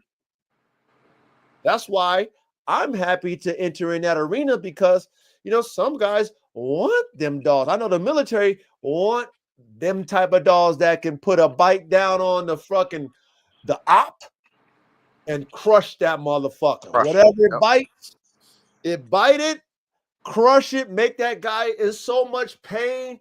Not to be speaking like Steve, right? But Steve said a point, right? If I get bit by Coco, yeah, her shit gonna hurt me. But if she ain't crushing my shit up, but she just putting her teeth in me and making me go ow, ow, ow. They'll beat her the fuck up, basically. Right, there you go. There you go. Ready? I'm gonna have enough adrenaline to be like, man, I'm about to snap this damn dog's neck. Not come on, y'all. Don't no, we just talking hypothetically now. But if I'm fighting for my life, I'm about to put my weight on, like Steve said. If I was 200 plus pounds, yeah, you got to do what you got to do, man. I'm survival of the fittest. This dog ain't gonna kill me. I'm gonna do something, I'm gonna break the dog's back, whatever. But if that dog bites you so hard that your adrenaline can't manage, your adrenaline can't even comprehend with the pain. The pain is so much that you like, you know, bro, you damn near faint when you get bit. Right. That's a whole different type of level of force. And then if you try to do something to the dog, it's gonna do it more. Correct. It's gonna fight you. Like it's gonna really, really fight you. You can hit it, you can stab it, right? You can stab the dog, and the dog ain't even feeling that pain. The dog is gonna bleed out with your freaking, you know, whatever he bit you at, his mouth on you, and he's gonna bleed out to his last breath. He ain't gonna let go. That dog ain't gonna yipe, nothing. But see, making them type of dogs, I mean, it's a concept, right? It goes back to even how game is unnatural, and how you want a game dog to be able to fight through any type of pain, any type of adversity, right? You want that dog to be able to take his leg being broke off and you know, whatever, bleeding out, and is still fighting to the end. Like that's not realistic. However, some dogs do have that type of fight in them. Yep. We would give them that game title. If you can put a protection dog with that level of tenacity and that strength and that willingness to take it to the end, you know, I mean, that's why I say that's a game changer. Word. That's why I can see the Bullherder not watered down now. So hold on now. We talked about earlier already. We talked about how ain't nothing new under the sun, which is, we know they already been mixing pit bulls and these herder dogs. Come on, man. Right. You know, come on, you guys. The concept ain't nothing new. But see, they was doing that to add, but then still act like them dogs were still Dutch Shepherds and German Shepherds and Malinois. Yeah. Because if you're good at what you do, you know how to mask that. You know how to mask it, even though you added it in there, right? If you're good. Not everybody's good at what they do. Right. Those who are world class at what they do when it comes to their program, they know how to add shit, and you wouldn't even have a fucking clue. And because they sell it to working dog people, they're not doing embark shit. Like, let me see if they're not doing that shit. They need the dogs to work. They don't give a fuck what it is. So when you know that as a world-class breeder that sells real working dogs to people who use them, not people who play with them, understand what I'm telling y'all. Not people who play with them and then want to act like they got the best dog that they're playing with and it's pure. No, we talk about people who, I'm paying you, like Steve said, 100,000, whatever they pay military. Military. Should they gonna do the contract? So let's say you want 100,000. Somebody say I'll do it for 50, whatever, 50,000. You got the contract, right? Military says I'm getting, you won the bid. You say, the average bid for your dog's train was 100,000. I need them at 1 year old, 2 years old, whatever it might be. Cool. Your bid came at, you say you're doing for 50, we'll take it. Boom. Once they accept your bid, they just want the dog to perform. They don't care how you cooked it up. So if you know you want to keep that contract from the military, you got millions of dollars coming from that contract, bro, I'm making sure my dog's got the edge. And I don't give a fuck how I got to cook them up. Facts. My customer is paying me for those dogs to work and perform at a high level. If I see my formula, my genetics is getting weak, I'm going to add whatever it takes.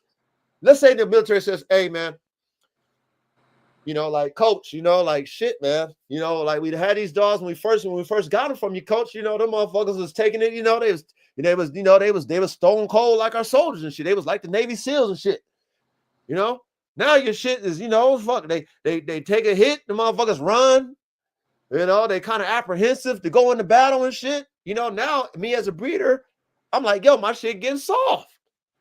You think I'm gonna keep breeding my ready? You think I'm gonna keep breeding my original formula if it's getting soft? Hell no. You gotta add some new shit in there. I need to add some new shit. You think I'm gonna go to the other the competitor and ask him for his shit? Well, me and him is competing for the same contract? Hell no. Because I'm only going to the top. I'm only going to the top. If I was going outside my shit, I'm only going to the top. And all the guys at the top. That shit. All the guys at the top already know who we are. If we're at the top, we all know who we are. And most of the time we competing, so it's rare that we gonna go ahead and just share our genetics because we competing for the same contract. You know what I mean? I might have the military contract now, and they just can't wait till the coach's shit get weak, so they can get my shit. So you think they're gonna sell me their best shit so that I can get the contract and keep my contract? No, hell no, they're not gonna sell me the best shit. So guess what I'm gonna do? I'm gonna go outside and figure out what I'm gonna need to add. Yep. Gotta get the upper hand on them. Period.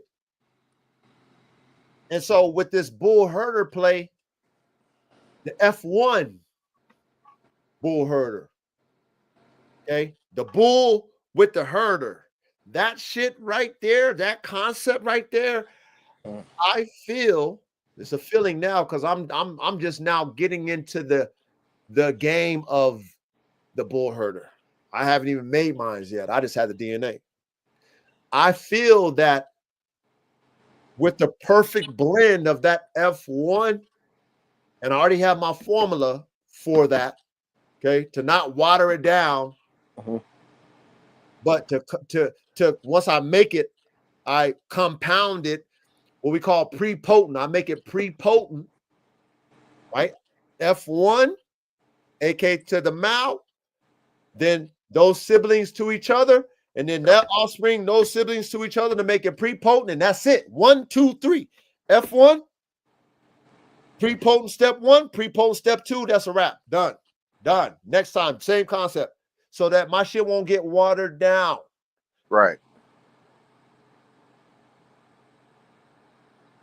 Now, if other dog men or dog women who are getting into breed bull herders, the concept, and then you're actually able to see those dogs be tougher, won't be as sensitive, won't be actually you don't want to be sensitive at all. No. You want them to be thinkers, but you don't want them to be sensitive. You don't want them to be Whitney when it comes to the battlefield. They got to take their fate. Period. To me, that's why they would add a pit bull to the Malinois. Right? Gladiator type breed in there. Yeah. Those dogs are bred for that. They're bred to take pain. They're bred to fight through the pain. So that will make your Malinois, who is very bite happy, right? They love to bite. Yeah. They're smart. But that pressure and that pain, they're not bred. The Mal ain't bred for that type of combat. That's good for sport. But like Steve was saying, Reddy, a lot of times them sport dogs, when it comes to the real shit, they looking for the toy. They're looking for the bite sleeve. They're looking for the bite suit. Plague time. They're like, hey, I want to play. I like biting this suit. That's cool.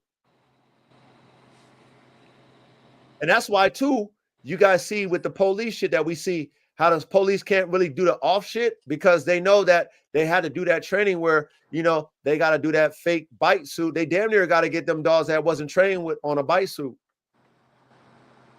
So them dogs don't know an off. They gotta choke them off. It's not a game to those dogs that's for the police. See, a lot of those dogs that go to the military, you and I will never see. Those dogs that go to the military, they're damn near probably trained for live bites. Them dogs that go, yeah, them dogs that go to the police, you know, especially for the tactical police, not a patrol dog, because it's rare that they use a patrol dog to bite you. They more or less use the patrol dog as a deterrent. Excuse me. Right. They say, "Hey, I'm gonna release the dog," and you surrender. But when they know they're gonna let the dog go, they bring the SWAT team out. Those dogs are trained for live bite. Them dogs don't have live bites already.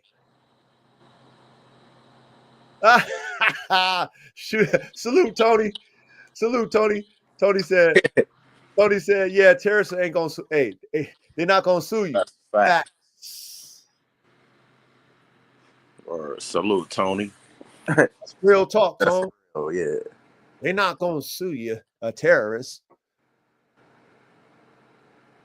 A citizen will sue you for a malicious bite. Facts. And remember, hey, Reddy, remember we were talking about chat too. Y'all remember we had that discussion about the V6s, V8s, V10s, V12s, right? Facts.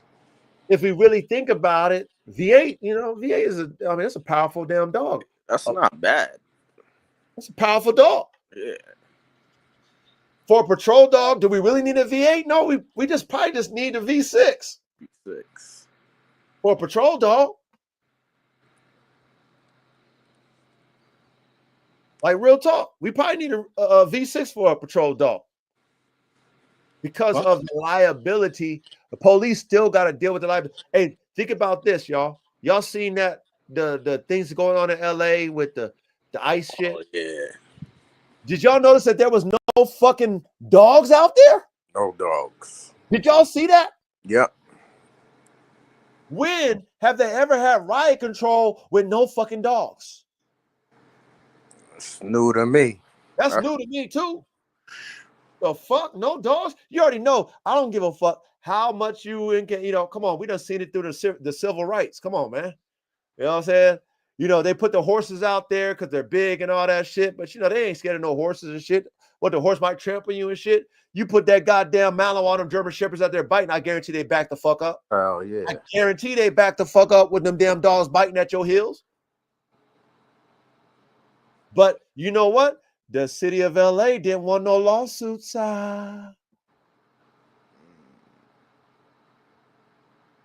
don't want no lawsuits. They tearing that shit up. They took the power. They took the power away from the deterrent of having a dog.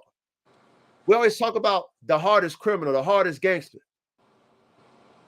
Now, if you got a dog and you let that dog loose on that hardened gangster with that gun, first of all, most people ain't gonna sit there, focus and aim at that dog running at them. Unless you got, unless you got a fully automatic where you can just spray and run. But if you got a pow, pow, pow, pow, pow, pow, pow, you got to take aim to hit something. Right.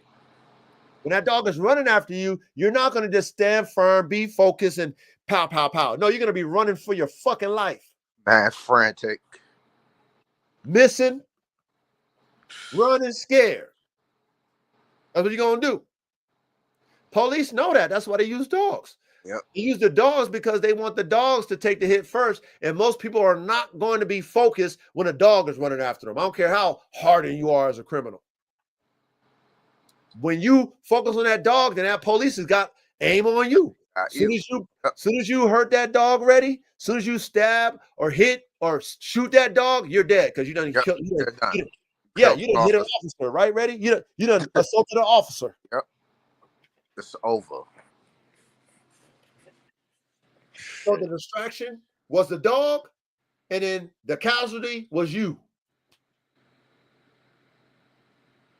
Now they can't even use the dogs. Well, in California, I know Texas, they probably use them dogs, so they don't play that. Texas is different in California.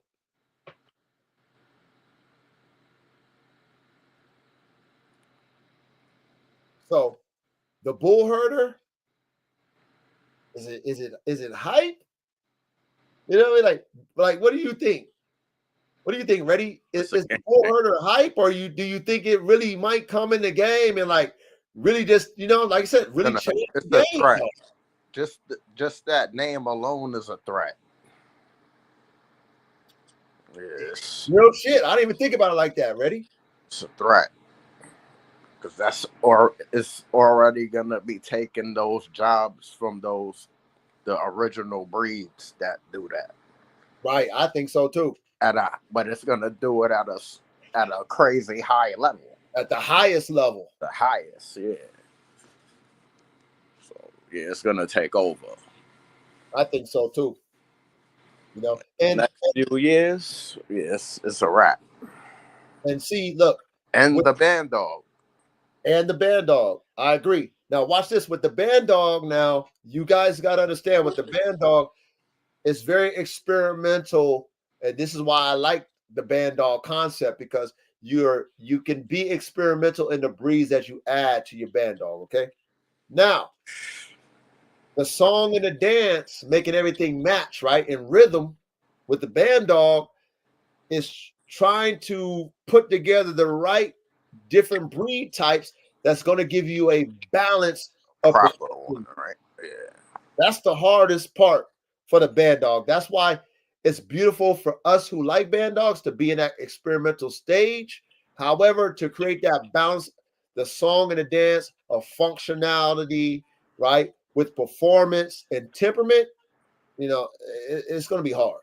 It's going to be very hard to get that perfect genetic mix and to have it perform with great temperament.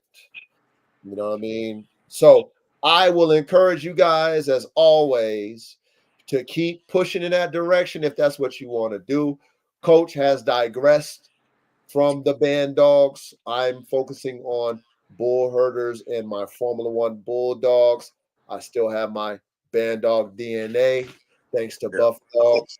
Yo, God good. you never thought about after? See, I'm thinking about years ahead already. Like band dog herders, man. I mean, brother, put it this way, that's just a band. To me, that's just a band dog. When you got all kinds, that's damn near a band dog. It's just a band dog anyway. Yeah, when you throw the herder in there and you got, 3-4 breeds already in there, to me, that's already a band dog. You know what I'm saying? Because you can add what you want in your band dog recipe. When we talk about bull and herder, like watch this. We got Chopper the Man Stopper. Chopper the Man Stopper is a band dog. He's an AK-74 band dog. Can I call him a bull herder? Well, probably not because Chopper the Man Stopper has AK in him. He's got Neapolitan Mastiff in him. He got German Boxer in him. He got American Bulldog in him, and he got Game Pitbull in him. So, he's his version will just be more or less a band dog. If I really think about it. Right? Because he got more to him, right? If I take Tiger Shark, it's a lot of bulls in him though. He got a lot of bulls, but you know what? They even threw the Mastiffs in them damn Malinois back in the day, and them Dutchies back in the day too. Right. So I don't know, man. You ready? I don't know. I mean, shit. Maybe you can call it a bull still too. I don't know. I've also heard Neapolitans being called Neapolitan Bull Mastiff. Ooh. Now they just calling them Neapolitan Mastiffs. Ooh. But I've heard Bull Mastiff in between the Neapolitan before. Okay. Well, I guess you can call it whatever you want. But yeah, it gotta be how you cook it up though. I would say it would have to, okay, this is how I would see it. If I know what a Malinois looks like and I know what a pit bull looks like, I need for it to be a bull herder for me, it would need to look like a combination of both. Like you know what I'm saying? Like you would be able to say, like, I can see that herder and I can see the bull in it. Like to me, that's how it would have to look. It can't look like something different than what we're trying to say it is. Right. Because then it's like, okay, yeah, it's got malin in it, it's got this in it, it's got that in it. Well, shit, I don't really know what it is. It's got so much shit in it. Word. So When you that's see the, be basically overdone. well, it just should be a band dog. Because then a band dog can look whatever you blend it with, it can look whatever that blend throws out. But with the bull herders, you know how it is. It's like you damn near can't tell. Like with the, you know what I'm saying? Like you damn near can't tell what it is. You know, it might look like a damn short haired Malinois. Right. With a bigger head or bigger cheeks or, you know, more muscle, broader chest, bigger rears or whatever. Right. Versus, you know, you got the Mastiff in there and it's like, damn, that's a furry Mastiff with a pointy snout.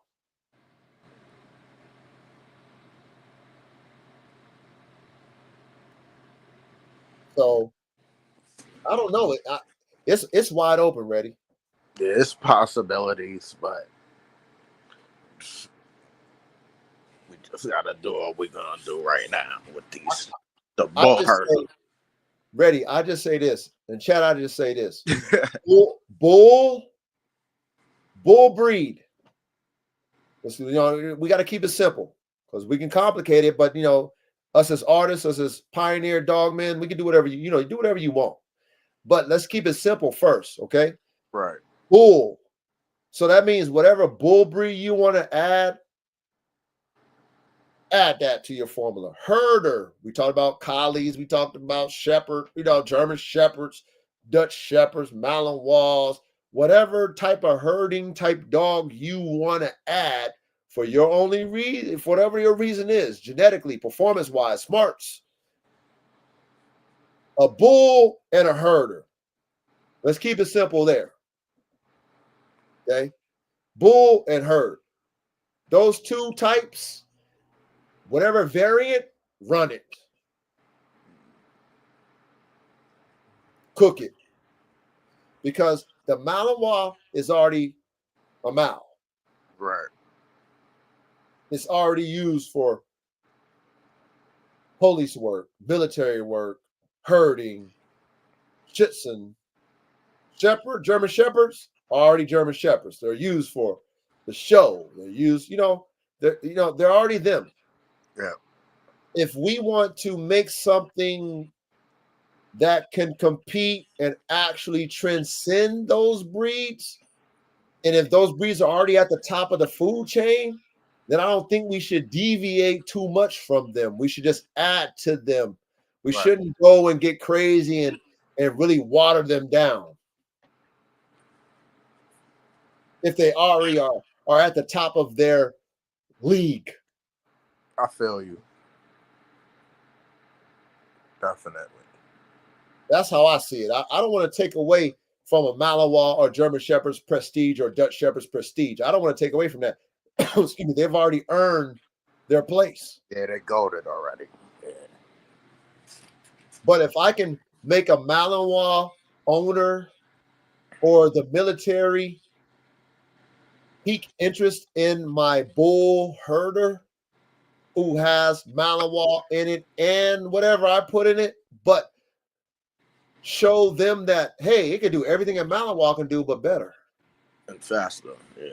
And faster and stronger and better, like better pain tolerance and whatever, right? Then that's going to make those people who are already privy to that breed and like already love it, like, yo, this hybrid is something I need to take a look at. Gonna pique their interest at a high level. For sure. Like they want to test it. Well, let me see. I love my Mals, right? I love my Mals. They're great. I love my German Shepherds. They're great. But you saying you got something that's bigger, stronger, and faster than my fucking best Malinois? Like you said, it piques their interest. Let me see. Then they get it, and it is shit.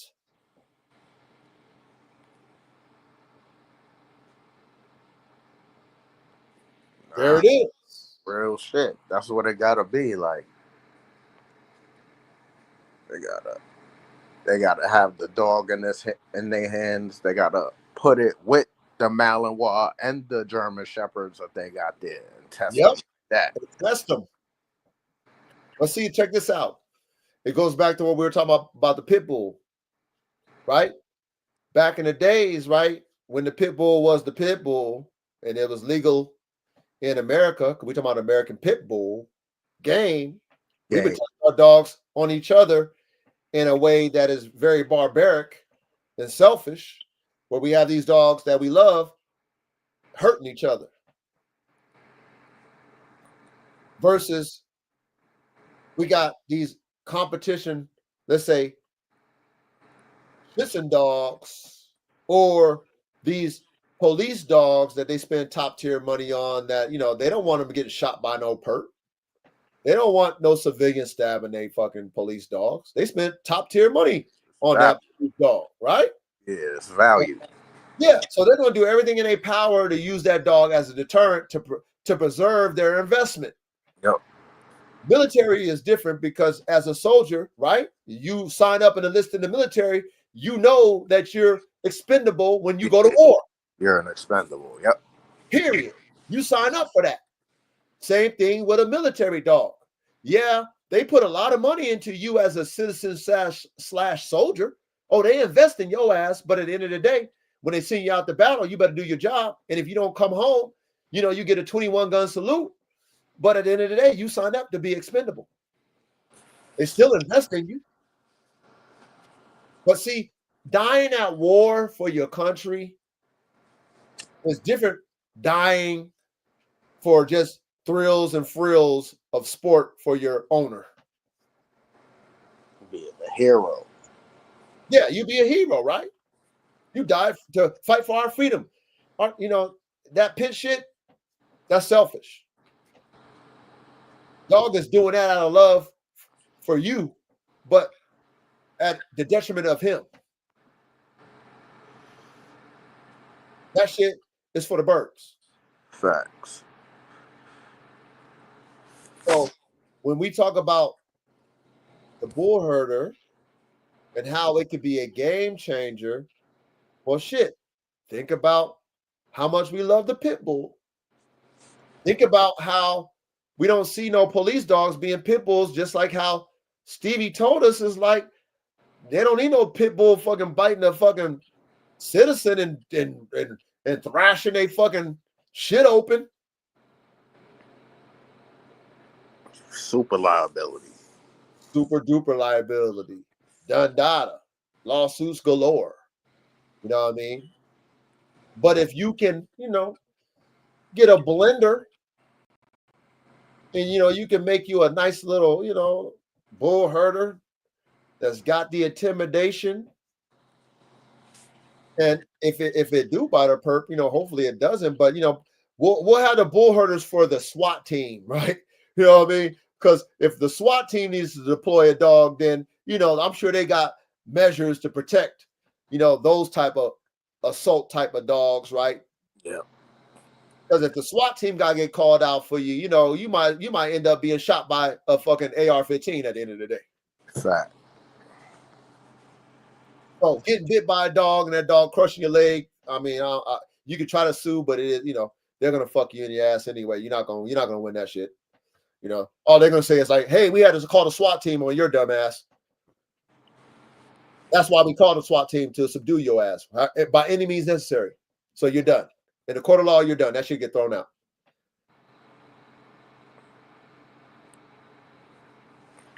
That's like basically you're a terrorist now. Yes. Whatever happens to you, you deserve it. Now, watch this though. The competition dog, the sporting dog. Okay. The bull herders, they'll be good for those dog men who want a challenge.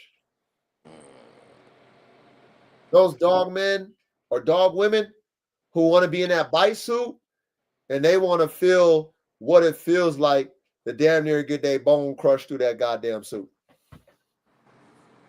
Shit. Like, how you got those thrill seekers that like to jump out of planes and they do death-defying shit. Right? They'll climb up a tall buildings without us. We see that shit on the internet all the time. Motherfuckers do some shit like, what the fuck are you doing? Like, why would you risk your life climbing a fucking skyscraper with no parachute and walk on that shit and show us like, oh my God, one step you can fucking lose your life? Well, there's some dog enthusiasts and dog men who really, it's like driving a fast car. Right. And you're one of those that know how to, you got bars, right? That means you got handles when it comes to cars, or you got handles when it comes to wheel. Yeah, you got handles when it comes to motorcycles and shit. Like you can ride a motorcycle and throw that bitch your way. And most people like, damn it, oh, how do you do that? Well, you ain't them. You ain't got that gift. Some dog men really want dogs like that. They want dogs that's challenges to where it's like, if I can handle this dog and get it to perform at the highest level, wow. That's where that Bullherder comes in.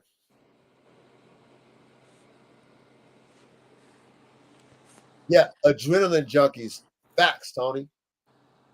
There's dog men who want dogs that are V12s. And they want to compete with them dogs and prove to other trainers that, look, I got a V12 and I got to perform it at a top tier level. You got a V8. Yeah, you went through this, whatever competition, cool. But your dog wasn't as intense and as fast as my V12, nor did your dog, when it ran after that fucking decoy guy, when it bit him, had that decoy screaming damn near, get the dog off me, because the bite was so hard through the suit that he was like, yo, I ain't never took a bite like that from any dog in my life. Right. That dog is something else. What the fuck? And it's even crazier because the hit alone, not even the bite yet, the hit alone is knocking you off your feet. Probably can break your bone when it hits for the bite. It's gonna crush your arm and dislocate your arm. I'm about to say that same thing. Ready? Dislocate your arm. That hit. Oh shit. Nah. And that's why I say, to me, I feel that the Bullherder done right will be a game changer.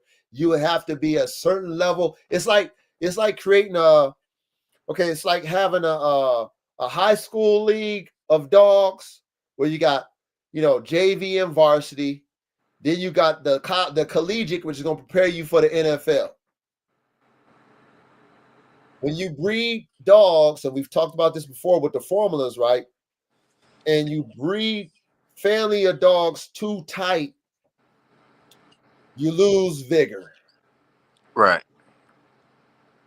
Vigor is going to make the dogs better than the parents. Now, if you just doing dogs for shits and giggles and sport, maybe all you need is V8s and V6s like we talked about. That's fine. That's fine. You just need them to do their little routine, do it clean. Quality shits and dog. Qualifier dogs.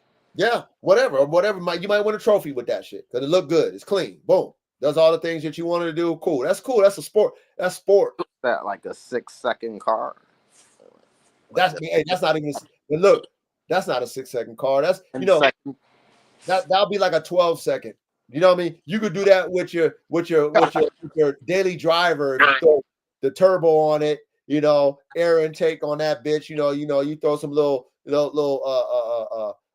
not even no pro slicks on there. You throw some daily driver type slick tires on there. You might do a 12-second quarter mile on it. We talking about drag, but ready. We talking about drag level.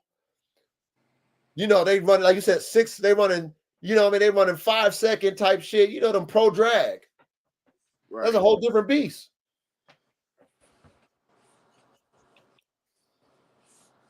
Are those really sport dogs? Nah. Those is going to the military, man. Those are going to the SWAT team. Yeah, it's different. That's a different level right there. Way different level. And with the Bullherder, because of that vigor, that F1 That's where you're gonna get them type dogs from. You're gonna with those F1s, you're gonna get them level of dogs. Better than the pit bull, better than the Malinois, Dutch Shepherd, German Shepherd, whatever herding dog you use, Kangal. That hybrid vigor of that 50-50 outcross is should give you better than the parrots. Yep.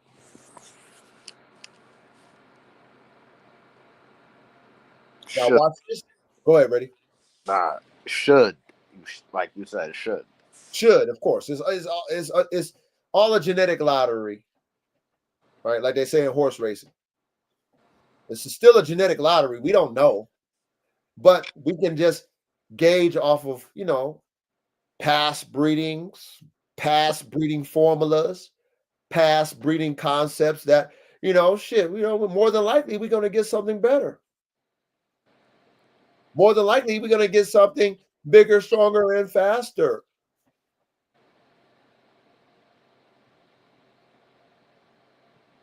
More than likely. Now, what piqued my interest? Ready? What piqued my interest now is the fact that I can actually build the dogs, and those dogs can be used for that purpose, right?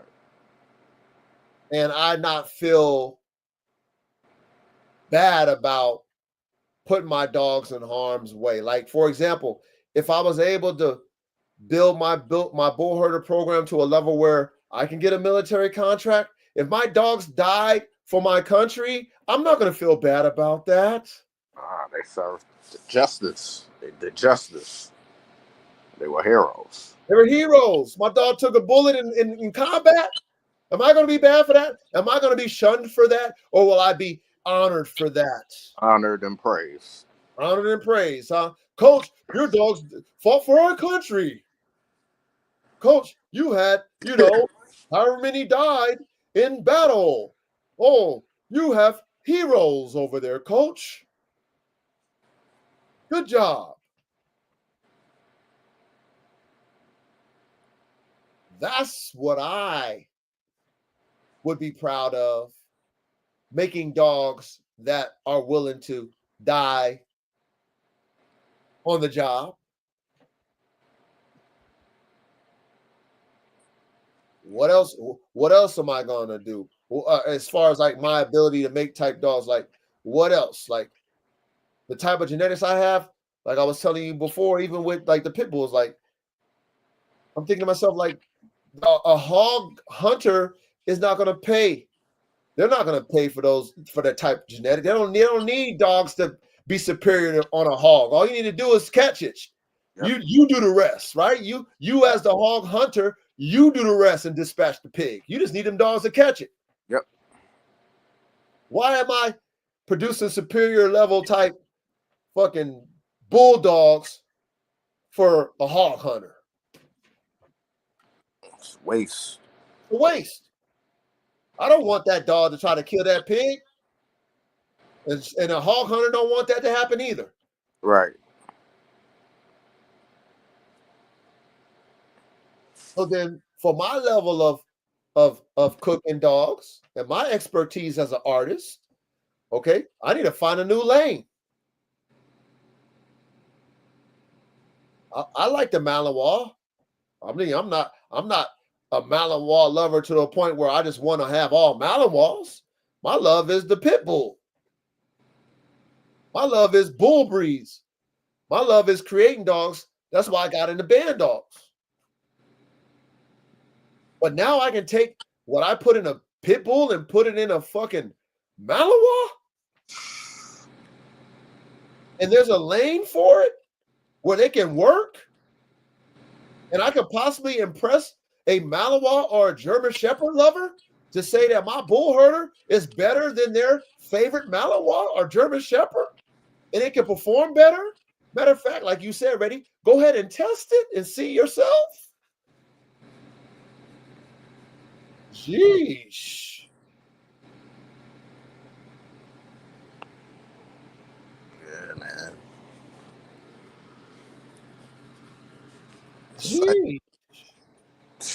Yeah, this is a game changer right here, man. Game changer. Game changer.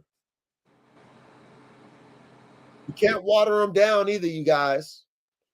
Don't water them down and make them Malinois. Don't water them down and make them German Shepherds with an extra little punch to them. Nah. Can't do it like that because then it defeats the whole purpose Facts. of the bull and the herder.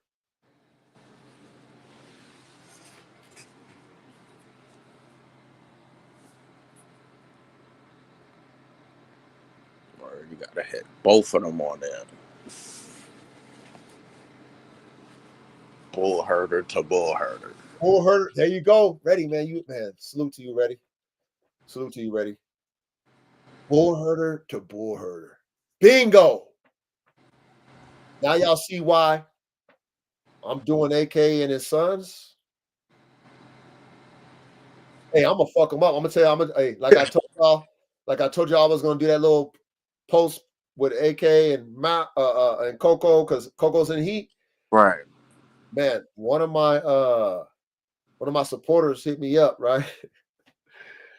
He been waiting his ass, man. He been waiting, like, Coach, please do that breeding. You know what I mean? I know he's serious about it. He been begging me to give me his deposit. But he was like, Coach, why don't you do fucking Shaka to Coco? I was like, nah. Because Shaka is really on that Jason Voorhees. Like, Shaka's prey drive is too much. Yeah, he's over the top. He's too much. Over the top. That would be like a bull herder that want to kill other animals. You know what I'm saying? So you got to kind of watch that shit. But you know what? I was like, you know what? But it don't sound bad to try it. It really don't, though, Reddy. Might have to try it, see once, and then see. I start thinking ahead a little bit. Go ahead, man. Do that, and then add that to the AK and Coco later on. I know, right? Take those offspring and split those AK and Coco offspring. See? So when he said it, and I like downplayed, like, nah, those be too much prey drive in those, right? I start thinking like you thinking. Ready? Just what I saw. It took me a day. Like, wait a minute, I didn't even think of that shit. Like, what? Well, yeah, they might be too much prey drive, but what if I blended that shit with, like I said, AK and Coco, or Blackhawk and Coco? Facts. Like, what would those be? Sheesh. So this weekend I'm gonna make that post. Hey, this weekend I'm gonna make that post, and we're gonna see if them naysayers, spectators, and haters gonna be pushing that motherfucker too. That shit's gonna go to the moon. I know it's going. I already know it's gonna go to the moon, man. But you know what I mean? I was thinking about that, like, yo, watch when I do that post. They're gonna be really in that motherfucker going crazy and hating and pushing that bitch. That shit gonna do thousands and thousands of views. It's got thousands of likes, thousands of haters in the comments. See, what I like about what your shit, what your joint with AK though, because he got so many different variances. You never gonna hit the wall with that. Yeah, ever. It's always gonna be new, fresh litters. Ever. And with my formula though, too, ready, because I think ahead like you. You know, we be always in the lab. That's why I always tell y'all, chat, man, make sure y'all in y'all lab and taking y'all notes. It all starts on paper first, man. Draw your plays out first. You know, if y'all ain't got y'all money, y'all ain't got your property, but y'all got concepts and dreams and all that shit, put that shit on paper, man. Study, put your shit on paper. But even with my formula, I told y'all what I'm gonna do with all my dogs' DNA. Like, what I'm gonna do too is I'm about to save me some money. Is I'm gonna give me my own cryo chamber. I'm gonna get my own microscope, my own extender, all that shit, right? And I'm gonna go ahead and store my own semen, save me some money. Okay, store my own semen. But with my formula, I told you I'm gonna get as much straws on AK, Black Hawk, all them who I'm gonna use. I mean, as much straws as possible, and then I'm gonna use different herders with AK straws. or with Black Hawk straws, Mhm. or whoever I got as the male. So I will always have a variant if I use a different, like let's say I got Coco from this family of dogs, right? And I Right. see another Malinois breeder that I've been following. I like how they operate, like their genetics and shit. Let's say I find a Malinois breeder that sells in the military, right? And shit, I asked him, hey man, how much he like, hey, I don't sell dogs to civilians. I'm like, hey, how much for whatever? Let me just get the DNA. How much you want? Well, should I sell these dogs 20 grand in the military, man? Give me 15 bands and shit for this female. She didn't make it. I'll fucking buy the DNA just so he got the DNA. Cause I got DNA. Let's say he tell me 15 bands, I don't sell to civilians, but you so persistent, you've been in my, you've been talking that talk with the money and shit. I like what you're talking about. Here, I got this reject, I'll sell you. I don't care. I just want a DNA, y'all. Yep. Because I got AK. Now I can tell y'all I got top tier genetics, even though that might not have made it to the military. I spent 15 bands on the bitch, right? But I got this top tier shit that be getting sold to the military. Now I fucking take AK to that shit, and I'm gonna let AK do what he do best. Put that vigor on that fucking top tier genetics, even though that's a reject for that dude. That's just perfect for me.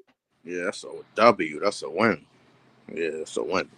Because all I'm making is Bullherders, and I'm betting on the vigor. I don't need your formula, sir, like that. I'm not making the same thing as you making, sir. I just want your genetics. That might be a reject to you, but that's vigor to me. Facts. So then guess what? I got variances of AK because I'm using different bitches, right? But then throwing them to each other. So that's line breeding 101. Line breeding 101. We got Steve, he's back. Yeah. Hey, I was coach. about to ask you, coach, though. Oh, what up, Steve? Hey, what's up, buddy? I was gonna ask you, this would be Black Hawk's first mating, right? Yes. Yeah, I was gonna say, damn. Would it be crazy if he'd be like his father and take on those variances as well in breedings that Like, never end? you gotta elaborate. Okay. I get what you're saying. Yeah, so okay.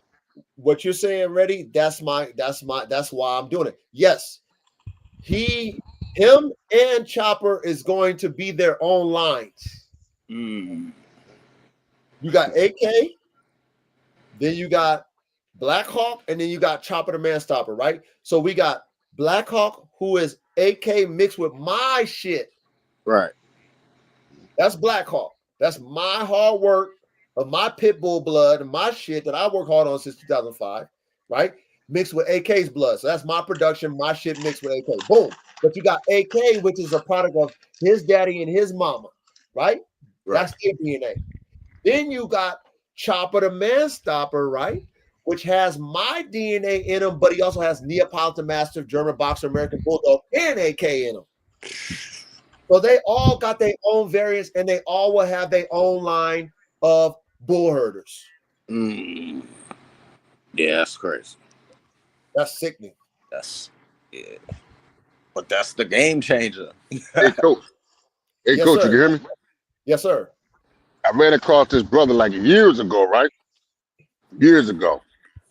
So we were talking about, he used to play in NFL, right, coach? He had like 10 acres down in Atlanta, like outside of Georgia, right? So guess what happened with him? The same shit you talking about, right? He had a plug. I don't know who the hell it was. Some Brazilian outfit in Brazil, the military came to him, gave him 100 bands, said we need 2 litters. Give me the most meanest motherfuckers you got. True story, bro. Wow. They were doing full litters, man. Like, Damn. people were coming in with 30, 40 grand. Full to give me the whole litter. Don't ask no questions. We want this special breeding right here. Give us all the puppies. Man. Dead ass serious, man. That happened, bro. In Brazil. Yeah. Steve, that's that right there. That right there for me and y'all in the chat, like that right there for me and my expertise and my gift. That is my goal at the end of all this. here Mm-hmm. to have Formula One canines as a franchise. Not only that, but having, like you said, military, whoever else, all Yeah. these come on all over the world, Mm-hmm. get want the contract. Like, yo, I need Yup. that whole litter. I'm buying a whole litter because see, with my formula, remember we talked about the formula last week? Ready? Yeah. Chat, talk about the formula. With my formula, right? Let's say I proved to the world that hybrid vigor, that F1 with AK and any Malawal top tier bitch that I choose, because I'm choosing only the best bitches to go with AK or Black Hawk or whoever, right? I'm choosing only the best top tier genetics. That's what I do.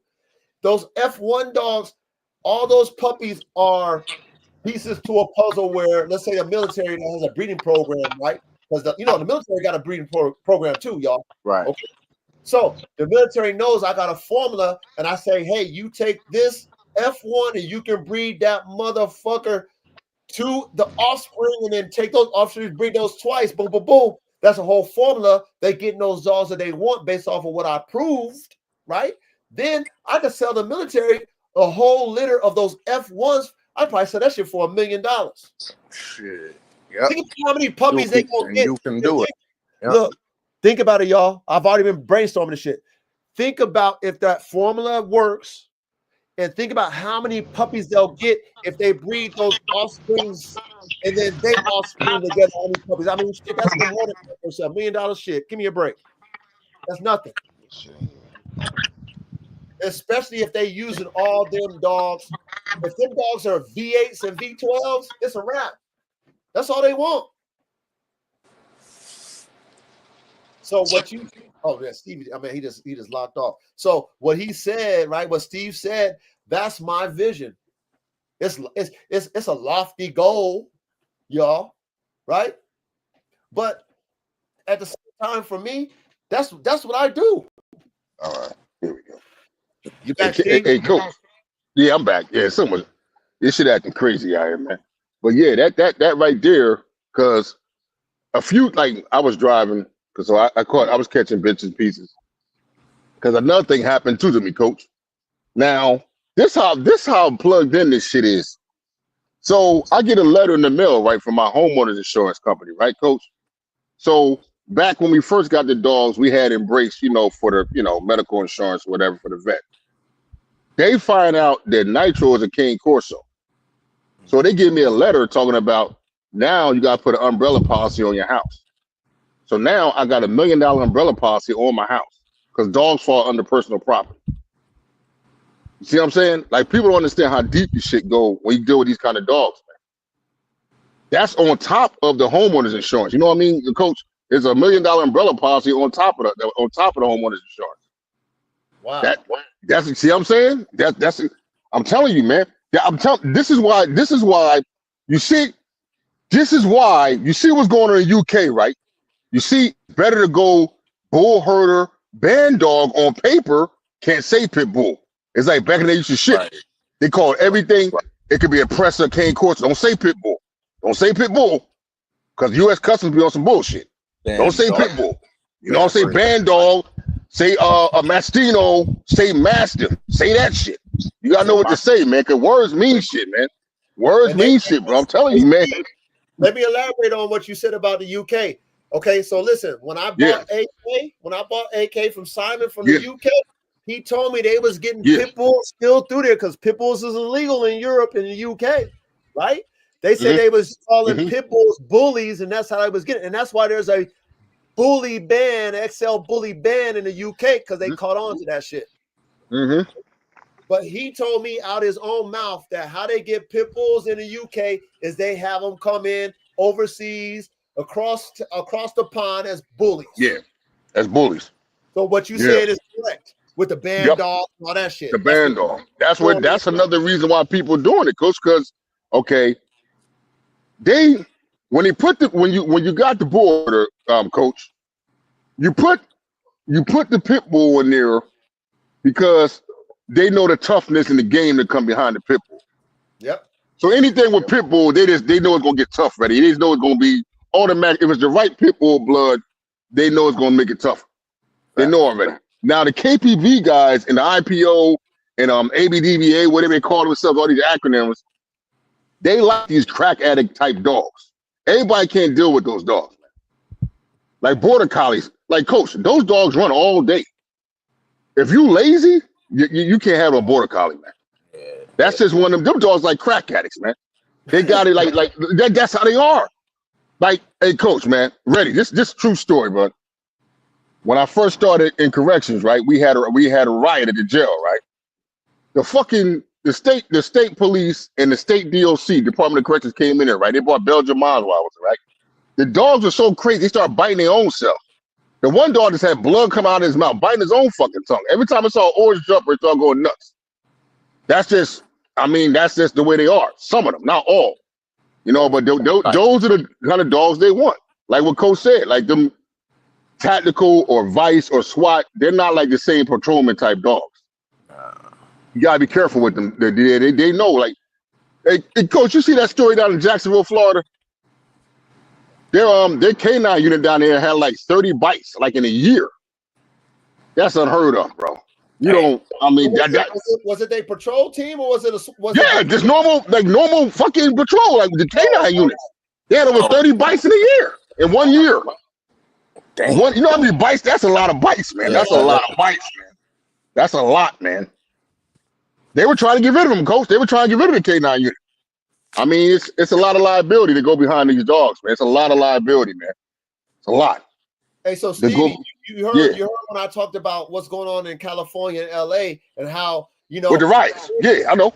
Yeah, I know with the immigration. Yeah. Yeah, how normally you would see the dogs out there, but they have no dogs out there. No dogs. You know what I mean? And like you said, because it's a liability, and they know that dogs is gonna back them goddamn fucking protesters off. But you bring the right dogs out there. They don't want to see that kind of, because they know the savagery, because you see it all the time, Coach. You see it in your own yard. Yeah, my own yard. Yeah. True. But again, like back in the civil rights days, right? You know, they use it on our people, right?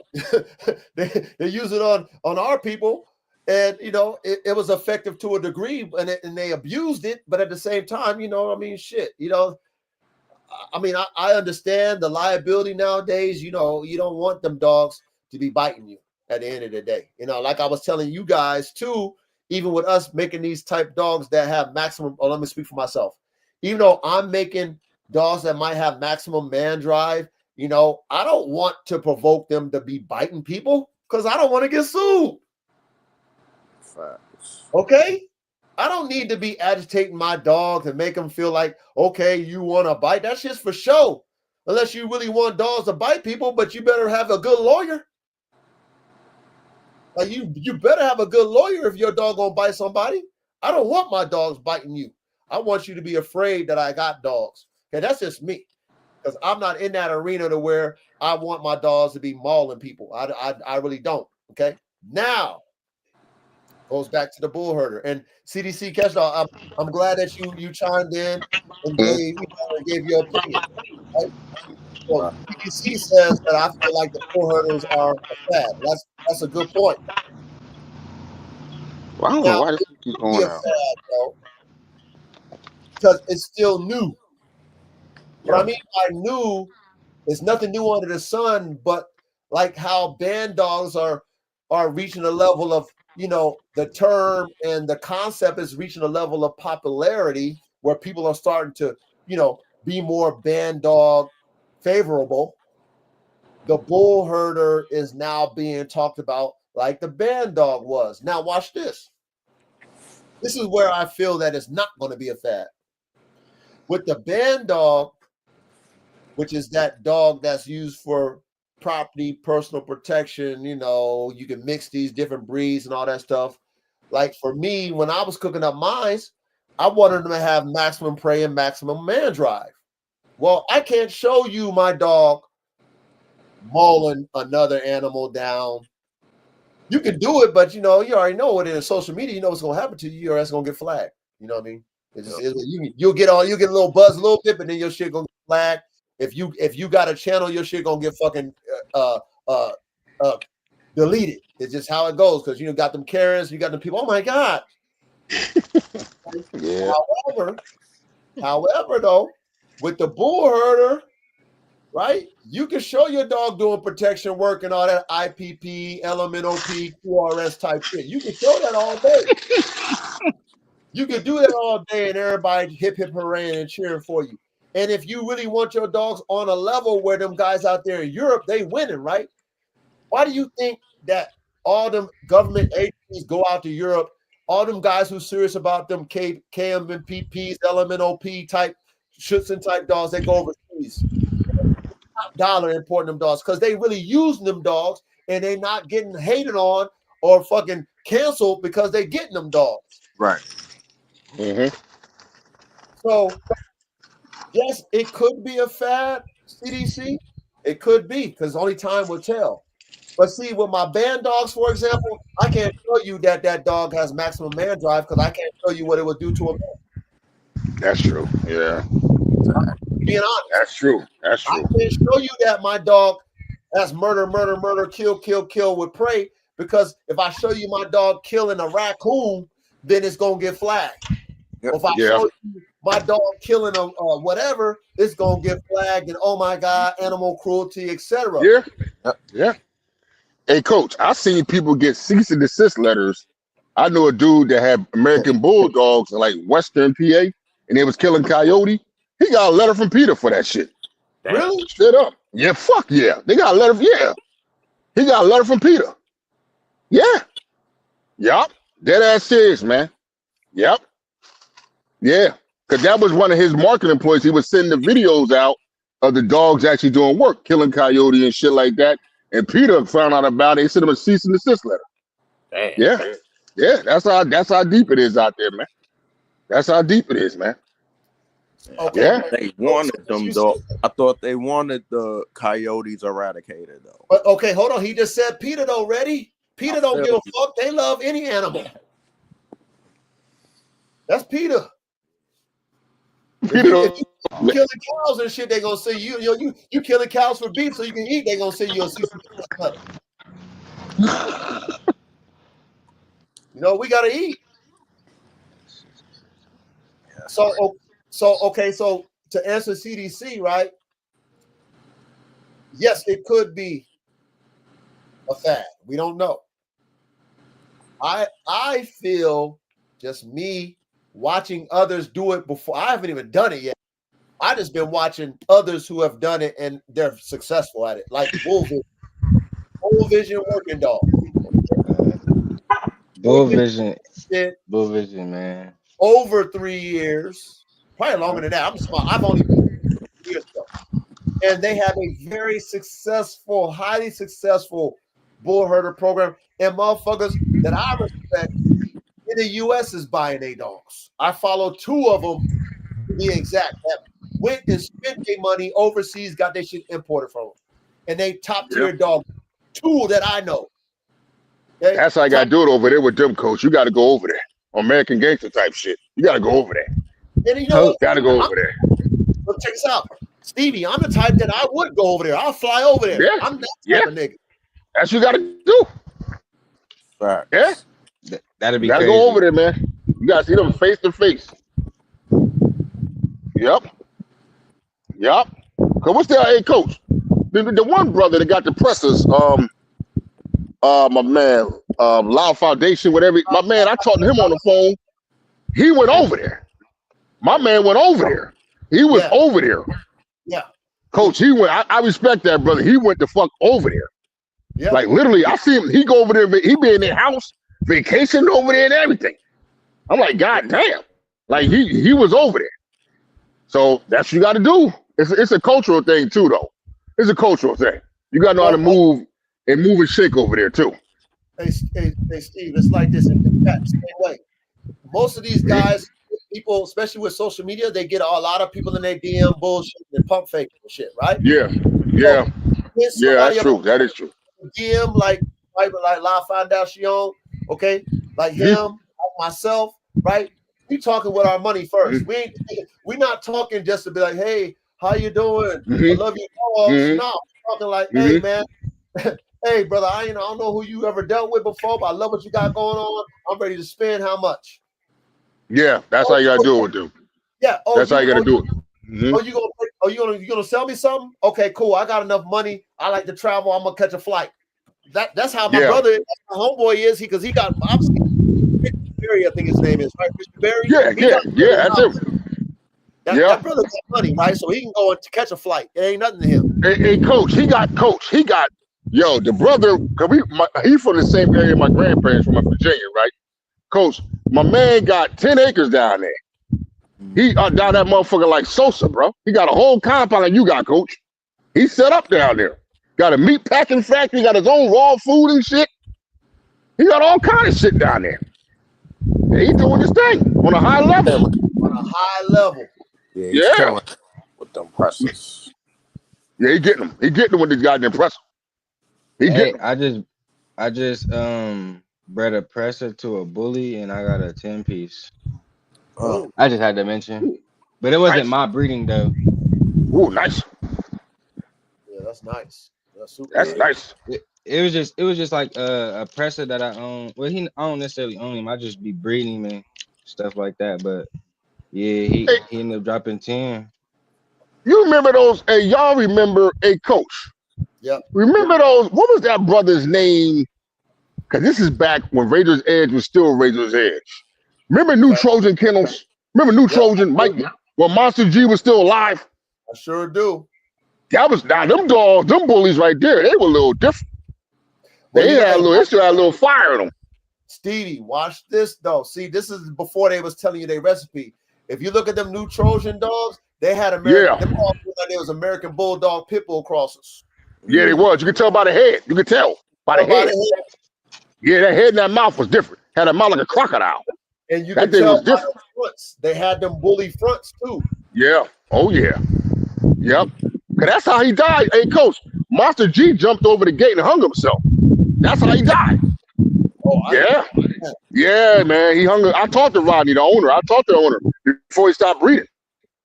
I talked to him. Yeah, he jumped over a gate and hung himself. That's how he died. Yeah, man. Yeah, that shit. You know, I go to the dog game. Crazy shit happened. Oh yeah. Yeah, that shit was crazy. Yeah, he started a whole lineage of dogs. Like that Monster G line was. They had that shit back then though. Before it started going crazy, you know, back when bullies was, you know, before it got to this. Yeah. So they was experimenting with them F1s, and then they knew that it was popular. They knew that shit was banging back, you know, them California cats. And shout out to my Mexican brothers when it comes to the dogs. One thing about them Mexican brothers, oh man, them poppies be having it, man. I don't know where they be. Them motherfuckers be having some dogs, man. They be having it. Stevie, you know what they do? They be in the lab. But they don't tell you they recipe though. Salute to them though. But they and they unified though, Stevie. They not like, excuse my language. Yeah, that's true. They're not like the niggers okay. And I'm black. I'm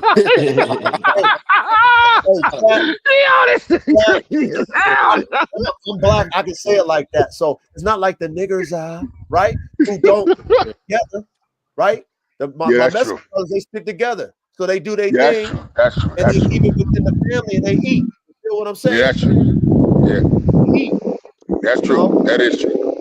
You know, us black individuals, we eat crabs in a bucket and shit. We ain't trying to help nobody. We hate. I'm not gonna say we, but they be hating. That's so crazy too. It's sad, but it's true. You know what I mean? I just dealt with that same situation. Yeah, the brothers. I mean, unless you get some real solid brother, I had to tell one dude. I said, "Look, my man, I deal with brothers today. I deal with restaurants. Y'all can't do no. I'm sorry, man. I had a brother. I like, but man, I gotta get some work done to the crib. This nigga got child support warrants. I'm like, come on, bro. He ain't showing up. I said, hey, coach. I said, you know what, man? I deal with the overseer. Because, you know, he just going to count that money like a teleprompter. He going to have his ass here. Or get my man, get one of my poppies come out here. He going to take care of this shit. Fact. That's how I go, man. I deal with the brothers when it comes to restaurants, man. I deal with food. I deal with black food. And other than that, hey, man, you know, I be making O.J. Simpson like Malcolm X, bro. Sorry. But I can't. I'm sorry, man. I mean, it's sad but true, y'all. Like real talk, it is what it is, man. I mean, that's what we do in my classroom. We keep it real. I would love to paint a different narrative about the Negroes of today. But hey, real talk, most of y'all niggers ain't shit. And it is what it is. It is what it is. Yo, this dude is crazy. He ain't lying though, man. He ain't lying though. He telling the truth though. He ain't lying, man. Gotta keep it moving. But hey, check this out though. So CDC said, and don't get me wrong, they're cool dogs, but will all the crossbreeding? He said, with all the crossbreeding, it's not consistency, so that can lead to inconsistency in temperament, which can be a liability for your name as a breeder. Yes, that is true too. That all that do play. But coach, you know what you do with that, coach? You know what you do with that? Guess what? You know what people, they ask me, coach, does Nitro bite? Not me. Don't pet him. I don't go to dog parks. When my family come over, he gets locked up. I'm sorry. When you got, I'm around dangerous shit. I was used to dealing with murderers every day, coach. I was buying reticulated pythons out of magazines back in '95. I was buying snakes out of magazines. They would come in the mail live. Red-tailed boas, Burmese python. You see on TV. I had one in my bedroom when I was in high school. I'm used to being around dangerous shit. If you can't manage it, don't fuck with it. Yeah. Right. Don't fuck with this shit. This ain't for you. I know people, coach, I got a brother right now. He got a gaboon viper. Got a king cobra, and he deal with venomous snakes. My next door neighbor growing up had he had two caiman in his basement. Wow. So I'm used to being around that shit was just cool to us. We would order it, it would come in the mail. We would have fucking like alligator snapping turtles, boa constrictors and shit, tarantulas. We have all kind of shit. So I'm used to being around dangerous shit. Yeah. Out of Reptile USA magazine, the shit would come in the mail. It would just come in the mail. The next here it come. Fuck, and they would come out fighting too, coach. It would be a wild caught boa constrictor with scars on it and shit. It wasn't like one of these captive bred. No. There's a big difference between a lion in the fucking Philadelphia Zoo and a lion in Serengeti. Totally different. You ain't just throwing meat over to a cage. No. When them snakes come out of the wild, they come out fighting. They just come out fighting. You got parasites on them and shit. Yeah, they fighting. That's how it was. Yeah. I had a question for you, coach, about K9 Matt. Yes, K9 Matt. And his dog. He from out here. He live in North Jersey. He from out here. His dog Rowdy. That's what that's my future breeding. I'm trying to line everything up because I wanna stir into the bull herders and shit like that. So I'm trying to get some recipes and some DNA of bull herders or bull herder type dogs, the genetics, and just start cooking for real. Yeah. He got his from Bull Vision. Yeah, he did. He told me that. Yeah, he got it from Bull Vision. The crazy thing I want to do is I want to get one of your Kango pits, try to get some Bull Vision in there, and then my presser with the Rowdy, hopefully I could just start mixing and matching DNAs and just make some killers. Yeah, that's gonna be a killer right there. That's different. Yeah. That's different right there. That's what we were talking about. Like me and Reddy was talking about taking bull herders to bull herders. Yeah, that's what I want to do. That's exactly what I want to do. Hey, coach. Hey, coach. Remember what I called that Project X? Yeah. Remember that Project X with the Mawata with AK? Yeah. Yeah, that's the I can see like 100-pound version of like AK with a little bit more hair on them. Yeah. That's what I see. Yeah. That's scary. That's scary in my ass, man. That's scary as hell, man. Because I see how athletic he is. That's scary as hell, man. That's scary. And Steve, like you said back in the day when you told me when I first mentioned I was going to possibly do that, and he was like, "Yo, that right there is damn near Project X." Yeah, that's Project X. And so when I did that post, Stevie, that post, and I told them, I said in the caption, I was like, imagine just imagine the blend between AK and the Malinois, just the perfect blend of the ability of the Malinois and the ability of AK with the look of the Malinois, the look of AK, and then what I'm also going to do though, I'm gonna make sure whenever I cook them up, I'm clipping all the puppies. All the puppies gonna have a fade. I'm fading all the puppies. I'm not gonna depend on the Malinois and have the shit standing up. I'm giving every fucking puppy a fade. That's the way you do it. That's exactly how you do it. So they all gonna have a fade. That's how you do it. When they come to that. But y'all just imagine that blend between them, whether they got fur, medium fur, none. Just that blend. You know what it is, Coach? Coach, you know what it is? Not just the blend. It's them fucking eyes, man. Oh man. The eyes, the eyes of that dog is crazy as hell, man. That shit look crazy. That shit look wicked as fuck, man. Like, oh man, yeah, that's that right there. It's the athleticism, and it's scary, man. It's a lot of dog. That dog could do that's a lot of dog. Yeah, that dog will fucking kill you, man. That dog will kill you. That dog will kill you, man. That dog. Cause check it. Hey, Coach, check it, right? Like, the wife got mad when I was feeding Nitro raw, right? Feeding him raw. So I said, you know what? Let me test this dog out. Coach, I listened to how strong these jaws be on these dogs, man. I don't even defrost the food, man. I throw leg quarters over there frozen. I don't defrost my shit. I throw bison rib bones over there. Crack them. I don't defrost shit, man. I take them out of the freezer and throw it over the gate. I wouldn't. I don't defrost nothing. I want to see this shit. I don't defrost nothing. No blood. When it's frozen, there's no blood. No. See what I'm saying? So that's the way I do it. How y'all feel about whole rabbits? Yeah, I get them. I get the rabbit from what the fuck? My Pet Carnivore. That's where I get the rabbits from. There's this meat market on the south side, and they sell whole rabbits for like $10, maybe less than that. That's nice. Yeah, that ain't bad. It usually be like from $6 to $10, depending on the size of the rabbit. Yeah, that's not bad though. I ain't tried it yet. I was thinking about it. I ain't tried it yet though.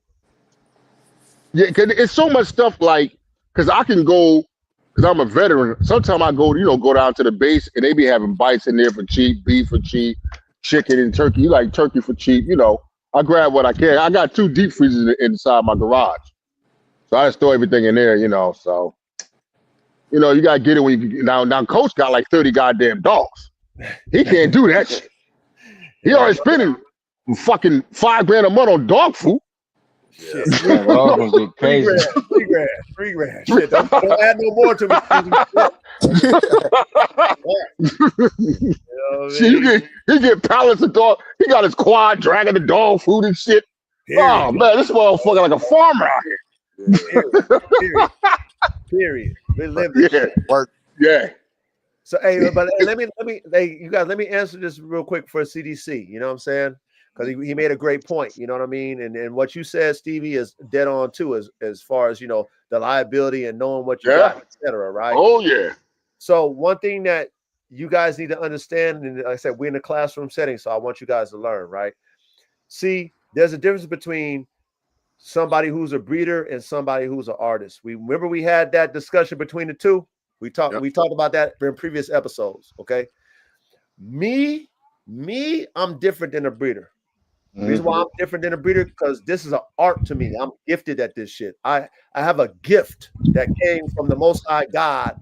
That's why I'm the dog guy when it comes to making dogs. Okay. So when I cook my dogs up, when I cook my Bullherders up, there's not going to be no inconsistency in my temperament. You know why? Because I know AK and I know Coco. I know where Coco come from. I know where AK come from. I know the spirit of AK because I've helped cultivate that spirit in that dog, which is the essence of that dog. Not the DNA, but who that dog is mentally and spiritually. I know that dog. I cultivated his temperament, right? That's why you get good trainers and you get mediocre trainers, or you get subpar trainers, right? Like with horse racing, I always tell y'all, I mirror my program around a thoroughbred horse racing program. That's how I do my program. So with horse racing, right, you got the owner of the horse, and then you got trainer. Yep. Right? Owner buys the horse, has the whole shit, gives the trainer the resources to train his horse to be a profitable, winning thoroughbred. If that owner buys that DNA and you as a trainer don't like mold that spirit of that horse to be a winner, they don't throw the horse out. Guess what they do? They throw the trainer out. Yeah. I know for a fact. They're gonna go hire a new trainer to cultivate that temperament in that horse, that mind, and that spirit of that horse to be a winner. So when you talk now, about coach, stay right there. Hey, coach, not to cut you off, coach. Can you hear me? Yes, I hear you. Remember what you now. All right, two things. What you saying? You right there on the same topic. Number one, remember I told you earlier I was working at the racetrack, so I got to see the trainers and the owners of these horses, right? Yep. But I think that some people think when you say band dog, they mean scatter breeding. It's not the same thing. They think you just taking two dogs and it don't work like that. It's just like, I think that some people get confused when they say band dog. We just throwing everything in a pot and just cooking it up and just we get what we get. Don't work like that. You know how to match up genetics and DNA like a scientist. Everybody can't do that though. Correct. Number one, they ain't got the dogs. Correct. You gotta have 30 to 40 dogs. You gotta have dogs. And keeping the whole litters, like you said, you gotta keep all the dogs for years. Ain't the same, coach. But not to cut you off, coach. But I'm saying that's exactly what I think people thinking that you're just throwing dogs together and there's no rhyme or reason. It's just going ham and building Frankenstein's monster. Don't work like that. Yeah. And that's why I was Steve, you was right. You dead on point. Okay, so that's why I was elaborating the CDC. So, for example, I know, right, being a champion, I know who AK is. I know his genetic profile, and then I know the spirit and the mind that I cultivated that. That means temperament. And I know Coco, I know her genetic profile, right? And I know the spirit and the mind, which I've been able to cultivate. Okay. There's not going to be no inconsistency in temperament in my lab. Mm-hmm. Now, because it's crossbred, it goes back to what you were saying, Steve. Mm-hmm. And you got these different this random type tandem shit, you might get some fucking inconsistencies in your litter. Well, yeah, you might get that if you are just a regular breeder and you just experimenting freestyle Friday shit. But you already told y'all, Coach don't freestyle in his genetics. I don't freestyle my shit. Everything that I do is in the lab notes, assessed. Like I already know that AK is Dr. Dre on the beats. I'm not capping and Capadonna, Capitan on that cap shit.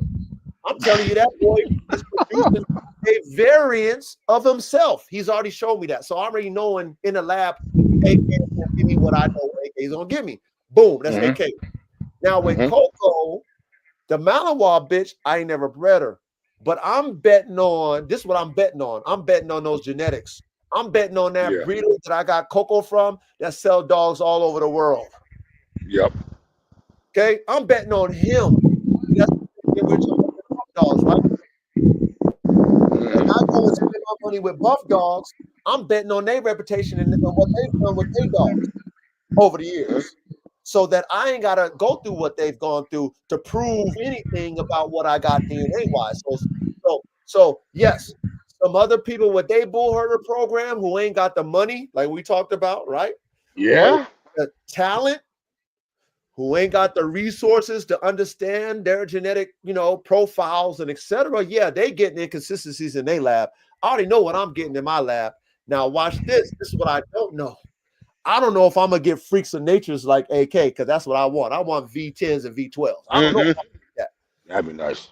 Okay, I don't know if I'm gonna get that. However, I know I'm gonna get V8s. Right? I know I'm gonna get something that's gonna be a good temperament because it comes from good genes. And so you have to start with good genetics. And a lot of people who have their dogs that's mixed, their dogs is trash. Now, I'm not saying that to downplay you guys who got mediocre dogs, but if you got to pay to play, that's what I say. If you mirror your program like I mirror my program, like with high-end racehorse programs where they spending millions of dollars on top-tier genetics, if y'all ain't spending thousands of dollars on your shit unless you getting blessed by somebody like me or whoever else that's going to bless you and give you some shit, some top tier dog man, you might have that in your life where a top tier dog man give you some shit or show you some shit for the low. Salute to you if you got that, but most people don't got that. But if you got to come in like most of us do, you got to pay to play. If you ain't paying for the top tier genetics, if you can't go over there to Kosovo and get a cocoa for fucking $5,000 plus shipping, then where you gonna get a cocoa from? You gonna get a cocoa from fucking US for fucking $2,500 out of Craigslist or something like that? No, real shit. You're crazy. He ain't lying though. He telling the truth.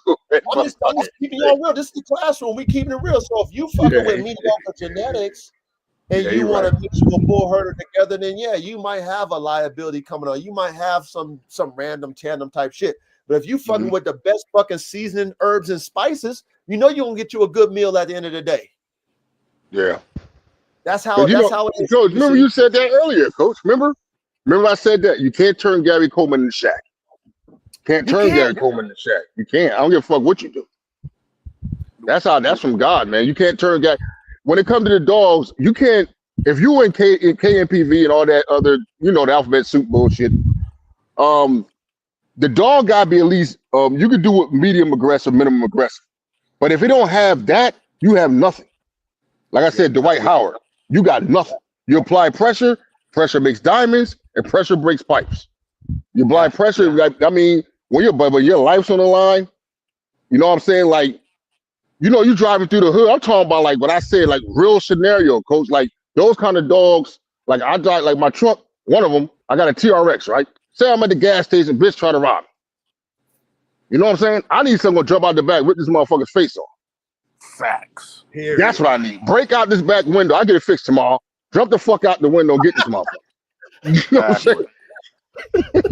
That's what I need. That's what I need. I'm sorry. I'll get it. Yeah, we get it fixed tomorrow. You know what I'm saying? I mean, that's what I need, man. That's real life. Because you guys, like, you see that. Go ahead, Coach. Don't listen. Go ahead, Coach. But this is why this classroom is important, because I want to show you the difference, right? Okay, there might be other people. I don't even know if they are. I don't really pay attention if they come across my feed. Shout out to man, I forgot the dude's name, man. But anyway, he did a little thing about the Bullherder or something like that, man. Hey, brother, I apologize to you if I don't remember your name, but I gave you the props on that.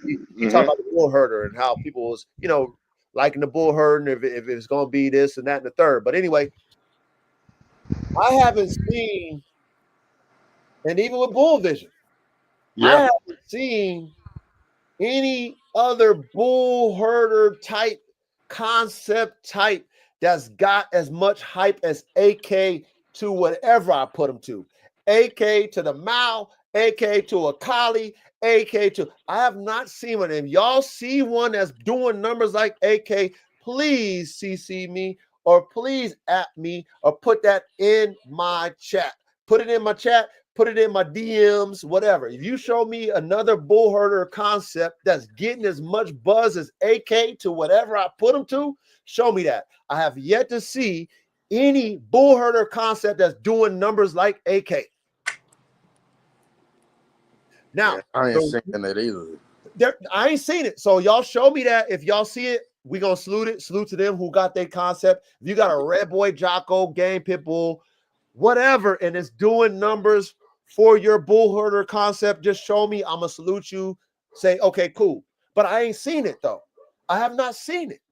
So what makes my concept what it is AK.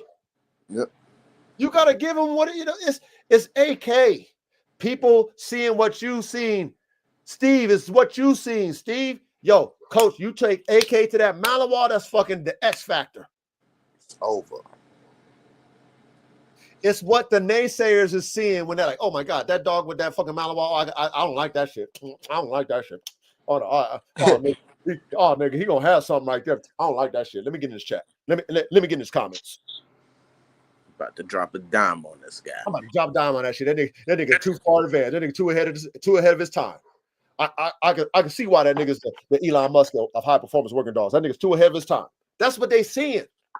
So when you have genetics like that, right? And then me as an artist, know that AK is producing himself. What?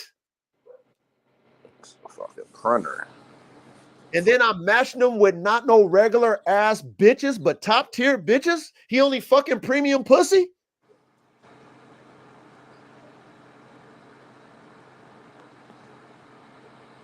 That's where the game, that's where the tables is turning. You know what I'm saying? Like for real. If you a dog man that you really gonna use them dogs, like I said, I can easily sell you a damn XL Pitbull Draco, but are you really gonna risk your freedom and fight them and see if what coach says is true about maximum prey drive? Or are you gonna let one of my dogs loose on your yard and let them fucking kill your whole yard to know that coach really sell them dogs with maximum prey drive? Are you really willing to do that? Probably not.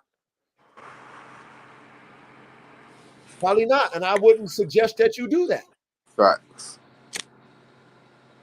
But if I sell you a Bullherder and you into that KMPP, Elemental PQRS type shit, run my shit next to your shit. You got Malawala shit, run my shit next to your shit and just tell me what you think. You know, just fair type shit, like fair. If it ain't really what it is, tell me. You know, I mean, come on, man. I mean, shit. I'm in the lab. The lab notes should tell me. Hybrid Vigor is going to tell me I'm getting better than AK and the Malawala combined. Hybrid Vigor is telling me that. That is funny.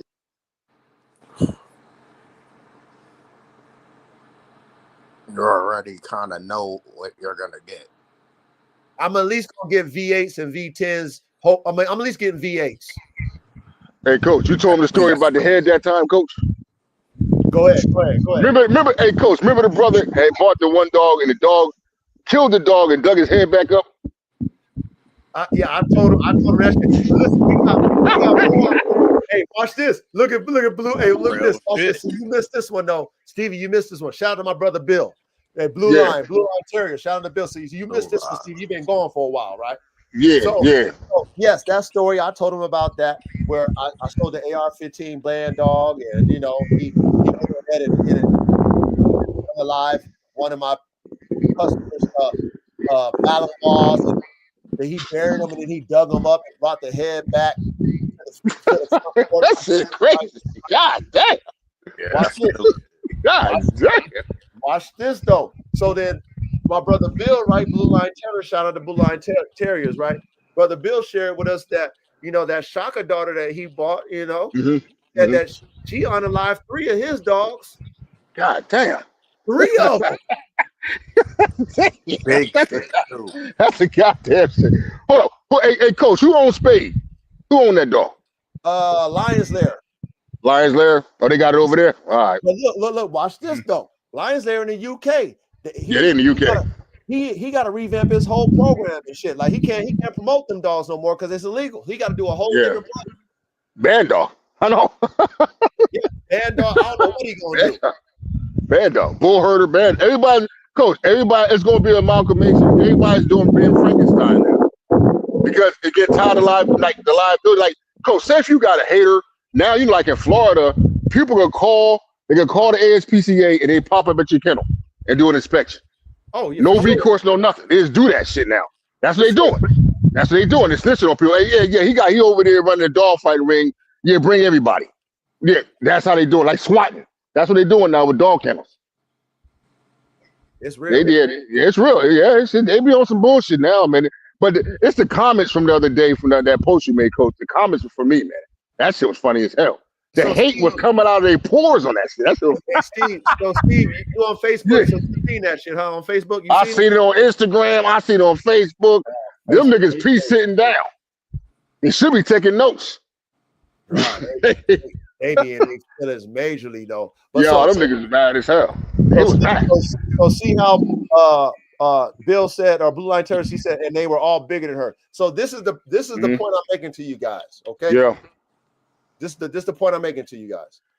For someone like myself, and back to you, CDC, someone like myself, okay, I respect all dog men who really are artists and really take their dog game or their dog manship. We talked about the dog manship too back in the day. Go check the old shit. They take their dog manship as serious as me. They got a gift. I have a gift from God when it comes to making dogs. This is my dream. I told y'all since I was 8. I was taking mental notes when I was 8. Now I'm 47. Okay.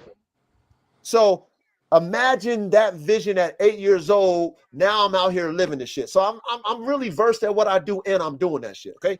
And I spent the money on the top tier shit. Okay. And I'm showing y'all I got top tier shit.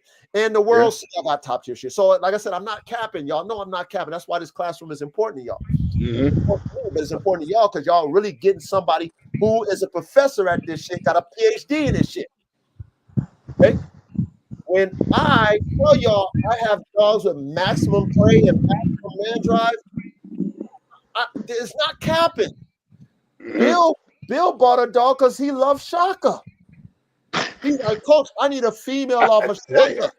No, real shit. That's crazy. Bill said, I need a female off of Shaka, Coach. I said, no problem. I've been advertising my pit bulls as having maximum prey drive. Y'all know that. Y'all follow me. I told y'all that shit. Okay. Now, that dog is sweet and all that shit. All my dogs are sweet dogs, man. But when it comes to that prey drive, it's murder, murder, murder, kill, kill, kill. It just is what it is. So when you get the dog right, no, real shit, y'all. When you get the dog, like, oh, this dog is so pretty. This dog is so sweet. Look how she acts. She's not even fazed by none of the other dogs in the yard. Oh, she's not doing that rah, rah, rah shit. But let her get loose and see what happens. Yeah.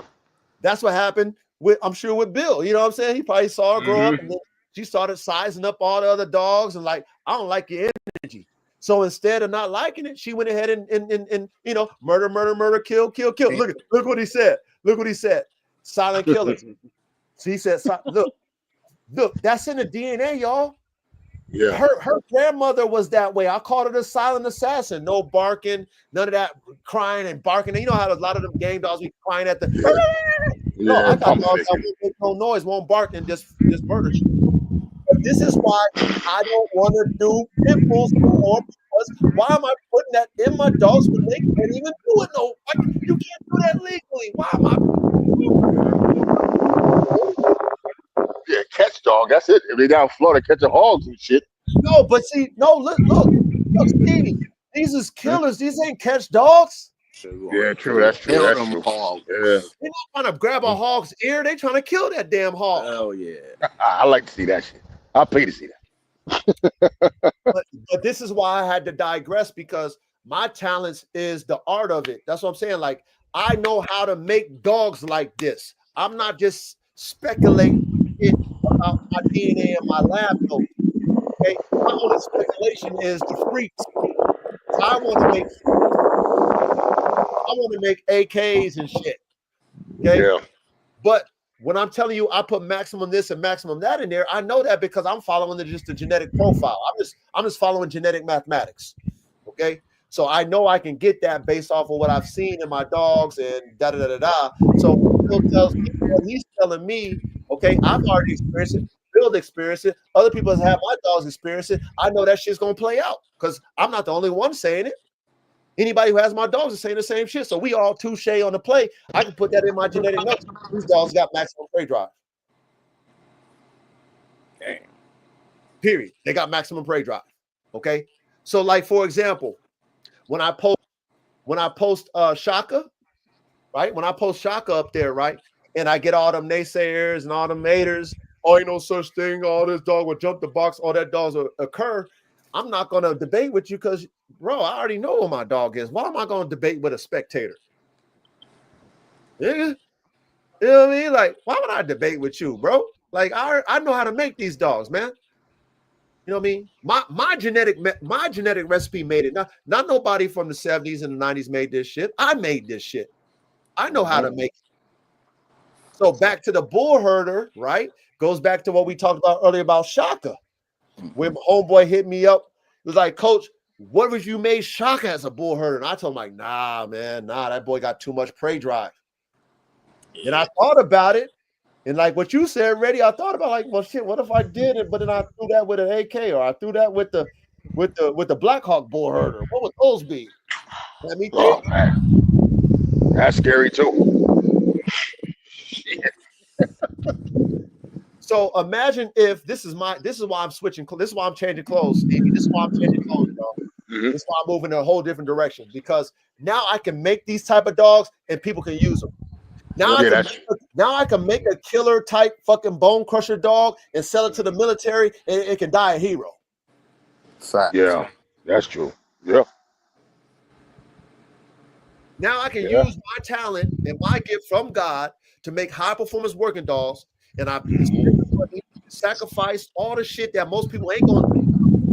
Okay? And I know how to put them together, and I can put these type of dogs. I know how to nurture the spirit. And see, that's another thing now that I'm asking for my dogs. What did you say, Steve? These dogs go for 100,000 plus trained. Yeah, they do. 100 grand. So now, $100,000. so Stevie, now I'm gonna have to get my program to where I might have to go ahead and have me a partner where he might be a trainer, and we train these dogs and we selling them at 1 year old, 2 years old, fully trained for 100, 200,000. Yeah, they got people out, coach. They got a lot of people like that. They buy the puppy and they it was a brother on Instagram doing that. He sold his fully trained, protection trained dog for 50 grand. Fully trained. One dog. One dog. Yeah. It's a white boy out in LA does that, coach. He's a retired K9 cop. He'd take a Belgian Malinois. He keep the dog. He got it set up. He got dogs like 3, 4 years old or whatever. They go for like 100 grand. But you talking about people 7, 8 figure tax bracket, man. They 100 grand ain't shit to them. They're pissed 100 grand. That ain't no money to them. You be shocked what people pay for. You be shocked what they pay for. Like it's so much money out there. I don't give a fuck what that news say. If you don't think of no money out there, try to go get a brand new Lamborghini Revolto and try to get a fucking discount and see what they look. See they'll laugh at your ass. You can't even do it. You don't see Lamborghini commercials in America. But they selling out like hotcakes. You don't see Lamborghini commercials in America. See none of that shit. So that they'll pay for it, coach. I told you, my man, that the brother had impressed. Some Brazilian outfit out there might have been like a DOD contract or whatever. Like some real life Sicario sheets. They made him do a special breeding for dogs. Straight up. He said, "Give us the meanest shit you got." And that's what he gave me. Like 3 or 4 litters, 50 grand a pop. Yup. Yeah. Tell you, 50 grand a litter. They paid that shit too. That's where my talents is going. You know what I'm saying? Yep. Like that's out there. I got the dogs for that shit. I got the vision for it. I know how to do it. And with the Bullherder, being that, those herding type dogs is what government agencies all over the world use, walls and peppers, and they spend $100 on them, and they can't get enough of them because there's not enough. There's not enough good ones. Dogs for them to buy. They can't even get enough of them because they don't have enough out there. Exactly. It's not guaranteed that all the dogs in that litter is gonna be that dog. That's right. That's true. And because they know this, right, they gotta take what they can get. Yep. But coach, guess what? Guess what, coach? By the bully and by what's going on now with that, it's helping the Bullherder even more. Cause now motherfucker gonna buy a Bullherder. You know what? I got the best of both worlds. I'm good. The worse the bully, I'm sorry to say that the worse the pit bull presser came, whatever. The worse those guardian breed dogs' reputations get in the media, the higher the Bullherder shit's gonna go up. Cause now they want to mix it. They're gonna have to tell, like Oh shit, we lost you, Steve.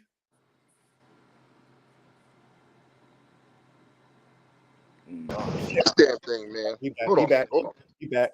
Yeah. Oh shit, we lost him. We lost him, man. You know what I'm saying? Oh shit, the council said the Bullherder is the future. Yeah. This damn thing out here, man. They got a storm out here, still fucking up. But there's a brother right down in Alabama, right, coach? So he got pressers, right? But I said, my man, you got 10 pressers. You live in you have an HOA. How do you have these dogs with an HOA for your community? How? They can come over and kick you out anytime they fucking want. Anytime you want, they can kick you out of here. You got 130-pound pressers, 10 of them. Damn. In your backyard with an HOA fee. I'm like, you gotta, I said, my man, how are you getting away with this shit? How? It's just certain things that, like, when you deal with these kind of dogs, like, you got to be cognizant of exactly what you got going on. But that dude, and coach, the worse that the reputation gets for the other dogs, the Bullherder is going to go through the roof the next 5 years. The band dog and the Bullherder, that's what it is. I agree. That's what it's at. Because the stigma, they don't want the stigma. They don't know how to describe it. The average person knows what the fuck a band dog is. They don't know what a Bullherder is. Nope. Yeah, they don't know what that is either. They think it's a mutt. They think it's a mutt, coach. They have no idea what's behind it. Yep. Right. And so, hey, Chad, I hope y'all paying attention to what Steve was telling y'all. I hope y'all taking notes. I hope you guys taking notes. I always tell you guys take notes, man. You know, we need to really, we need to be thinking, dog, man. We need to be paying attention in class. And this right here is not for entertainment on Thursday nights. We in the classroom. We talking real game, real dog man game. But Steve is talking the truth because that's how you able to the best performance dogs. That's how you able to fucking hide them and have them because the layman consumer, the layman fucking so-called dog people don't even comprehend it. Like you said, they go, oh, that's just a mutt. And guess what, coach? Guess what a cruditar is, coach? Guess what? The way I told them to get away with it, you make all your dogs emotional support dogs. Now they can't kick you out. Go online and make, that's how you do it. I can make AK-47 my ESA dog and go on a fucking airplane with them. I saw a bitch with a Great Dane on a fucking airplane. Coach with a Great Dane ESA dog. Yeah, don't speak. Bro, you make all your dogs ESA. Now they can't say shit to you. Damn, Can't say nothing. That's how you do it. That's what you do. Emotional support dog. Yeah, he's a killer. He's a emotional support dog. I need him. Yeah, I got PTSD. My grandfather was in Vietnam. I don't know what to tell you. I'm sorry. I don't know what to tell you. Damn, that's a fact, man. That's how you do it. ESA, dog. They can't say shit. They say something, we shoot the shit out of them. That's what you do. Damn. I'm being discriminated. They discriminate against me, coach. They don't like my dog. I'm being discriminated. I need them. I'm bipolar. I need them. Yep, that's what you do. That's how you do it. You play their game with them. You make all your dogs ESA. Yep. Attention in class, man. I'm telling you, man. That's what's going on. That's how you gotta do it. I'm gonna do that to my dog. Yeah, that's all you gotta do. They can't say shit to you, bro. What are you gonna say? He's the most support dog. Most support animal. You discriminate against me. That's how you talk to them. They hate that shit. They know what's leading. They hate that shit. That's how you gotta do it. One of my homegirls, she had a little pit bull where I said, you go make it an emotional support animal, you never hear about it again. She never heard shit again. Never heard none else about it again. They want no parts of dealing with that shit. Cause they don't want the stigma behind it. They don't even want to deal with that, coach. That's what you gotta do, bro. They don't want that. They don't want that kind of smoke. You said like that's really that's the wave is the band dog. The Bullherder. That's the wave. Bullherder. That's the wave. But watch this though. I'm gonna predict something to you guys because y'all already know I got my hands in both. You know what I'm saying? Mm-hmm. I put a pause on my band dog program and I'm going all in on this Bullherder shit because again, band dog right is more dog man enthusiasts. Want something cool, right? You know, who likes a little exotic mixed breed type working dog. But the Bullherder, I can get a police agency or somebody who's very competitive in those APP, KMPP, LMNOPs, and military special forces to break me off dollars and cents if my shit is up to par. Yeah. So me understanding that what I do and the genetics that I have is on that level of performance, like you mentioned about the Lamborghini, right? Mm-hmm. If I can have dogs that can perform like Formula One race cars, top tier level performance, and I can put them in places that they're going to use it. Like, hey, I love the way that dog went and protected our soldiers and annihilated damn near 40 perps. Annihilated them.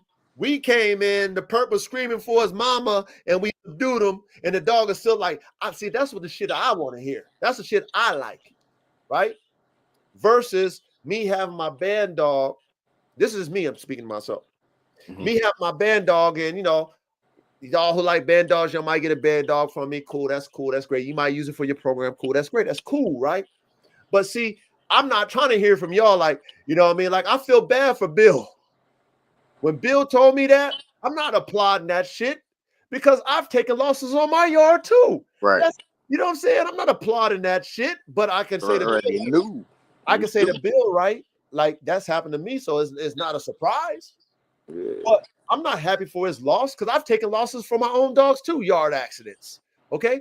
But like we talked about, if my dog is, doing his job as a servant to any government agency and it happens to, kill a perp or two or injure a perp or two, I'm happy for that shit. Right. I'm clapping my hands and stomping my feet. Because now my dog is doing what I put in him. Yep. And whoever purchases that dog is loving every bit of what he's doing or she is doing. Loving it, thanking me. Matter of fact, they got more money for me to make more of them. Yep. That's what's happening. And that's why I would say, okay, the Bullherder is maybe hype right now because it's still in the infant stages of it, right? It may be hype right now. However, it is a game changer when it comes to high performance protection dogs. It is. It will be a game changer. Yeah. It's a game changer. Because, hey, Coach, you saw this over time. There's certain dogs with a whole bunch of hyper vigor. The dogs that had a purpose. The blood got watered down because there was no purpose, no intent. Yep. So the blood started getting watered. It started getting watered down. That's all. That's what happens. Now with those dogs, these guys that do KMPV and all the alphabet soup guys, they're like crack addicts, man. They can't get enough of those dogs. They'll spend any kind of money. They love it. They love those dogs. That's why K9 Matt did what he did. He could have got him a Mal, a German Shepherd. Why would he go overseas and get him a damn Bullherder? Yeah. Because he wanted something that's a crack addict. He wanted something that's a challenge. Right. Yeah, definitely a challenge. Yeah, Rowdy's definitely a challenge. Yeah, that's a different type of dog right there. It's a master dog trainer. Hey, Steve, did you see that he posted that he just did a breeding with Rowdy with a Dutchie? Oh, I saw that. I just reached out to Matt the other day. He didn't get back to me yet, man. I gotta go back on his page tonight. Yeah, but that's gonna be something serious. Today. I don't know, Reddy. Did you see it today? Yeah, I saw that today. Yeah.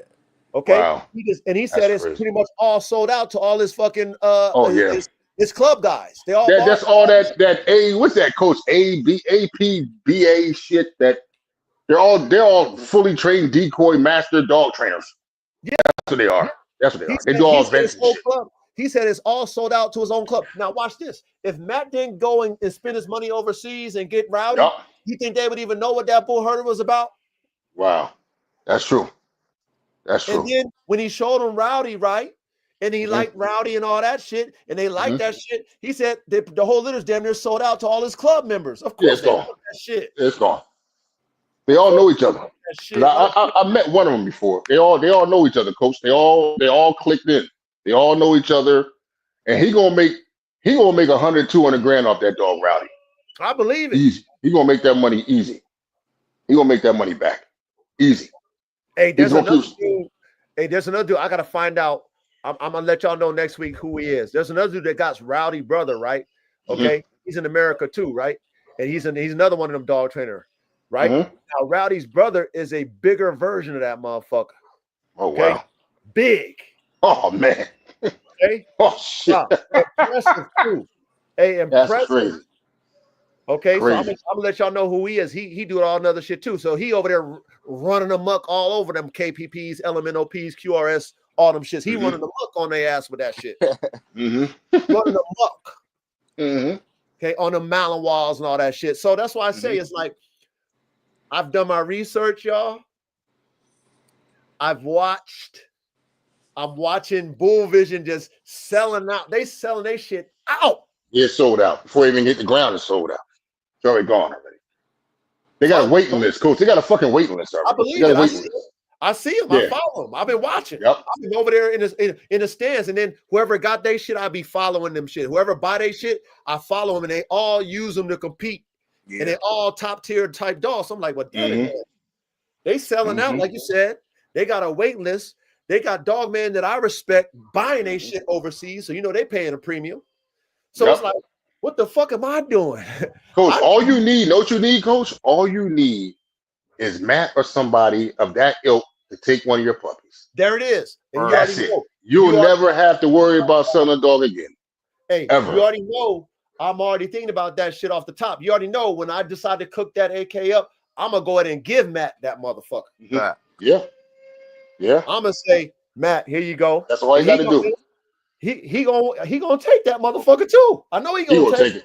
He gonna take it hands down. He can't wait to take it. Here you go, man. It's on me, man. It's a gift, man. Do what you do with it, man. I just accept the promotion. He gonna take that motherfucker. Hell yeah. You know what he gonna breed? He probably gonna take a female and breed that shit to Rowdy. I wouldn't doubt it. But Matt, but Coach, you forgot about one thing. You forgot about something else.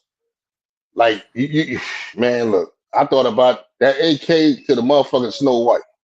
Yeah, that shit is crazy. Watch this, though, you guys. Listen, chat, y'all pay attention to what I've been thinking about in the lab. Okay, so we talk about bite. We talk about kill power.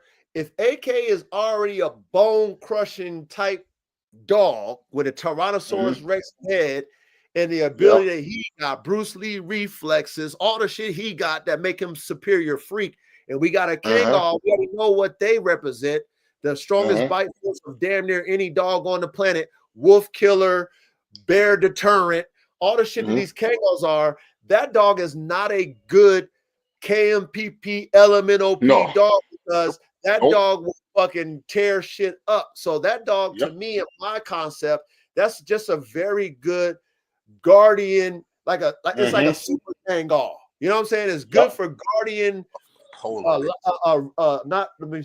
It's good for property guardianship. Perfect. I don't think that's the dog should be used for. That's what you need it for, right there, Coach. Because remember, they solitary. They know how to walk. They don't beat man. Them can't. I seen them run. Yo, Coach, you seen them?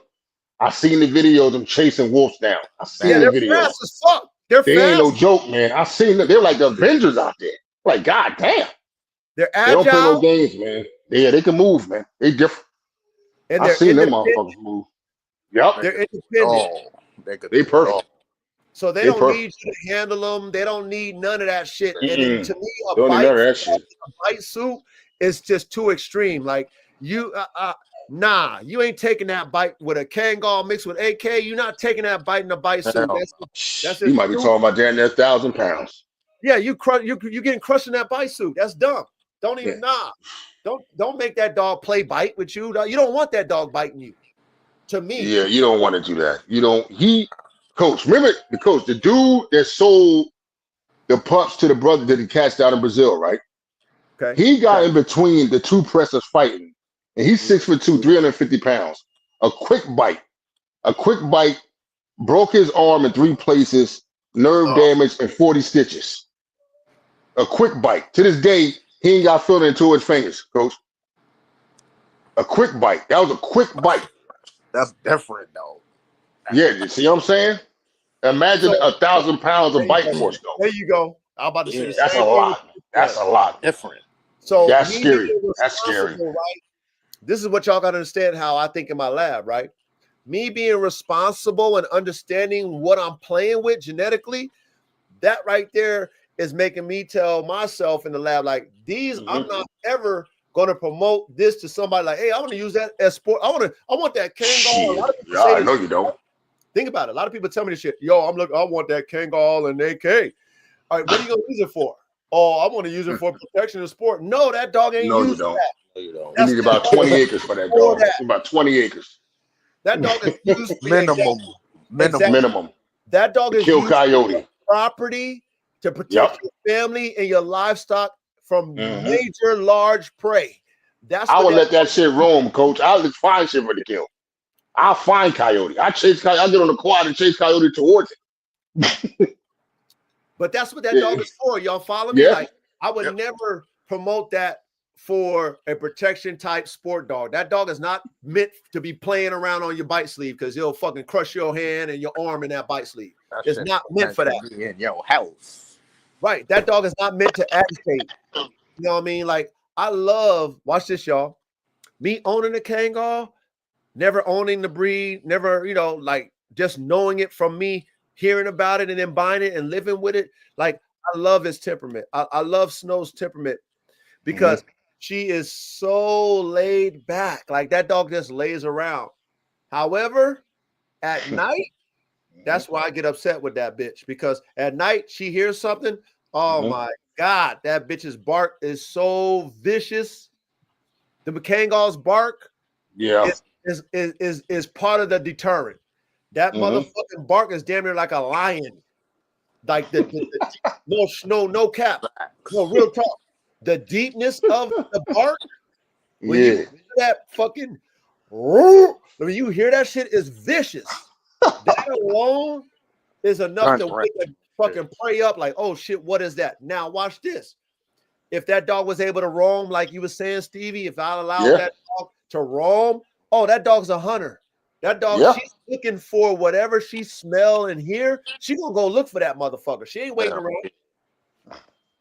She not waiting around. But being that I'm not in an area where I can just let my dog just roam, because that dog will jump any goddamn fence. You better have an 8-foot, 10-foot fence, because if it wants to get it, it's gonna jump that shit.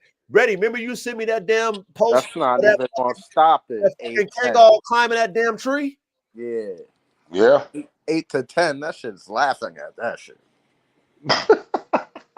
I mean, I showed y'all little clips of Coco running, but that bitch is damn near like a greyhound the way that motherfucker run. Yeah. It's fast. Them Kangols is big dogs, but they fast. They fast as hell. Oh yeah. I seen the video, Coach. They was chasing a wolf. Them motherfuckers like they was goddamn wolves.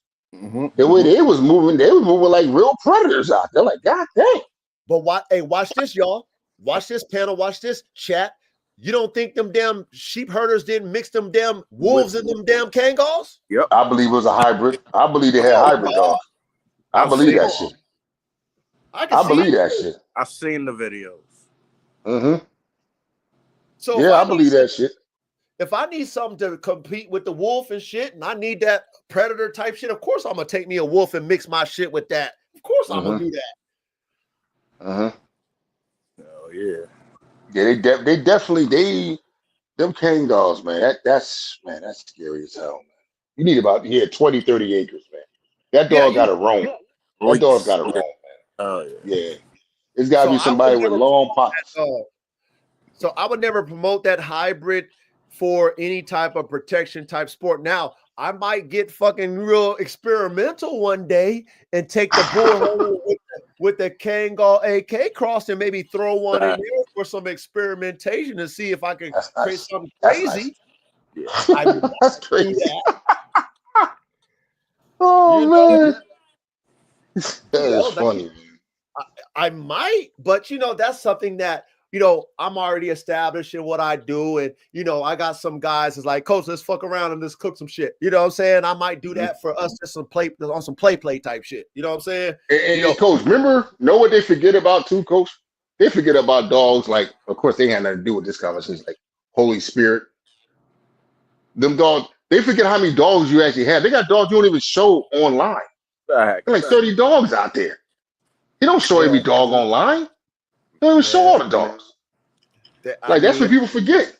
You know what? Real talk, you guys. It's over a lot of people's heads.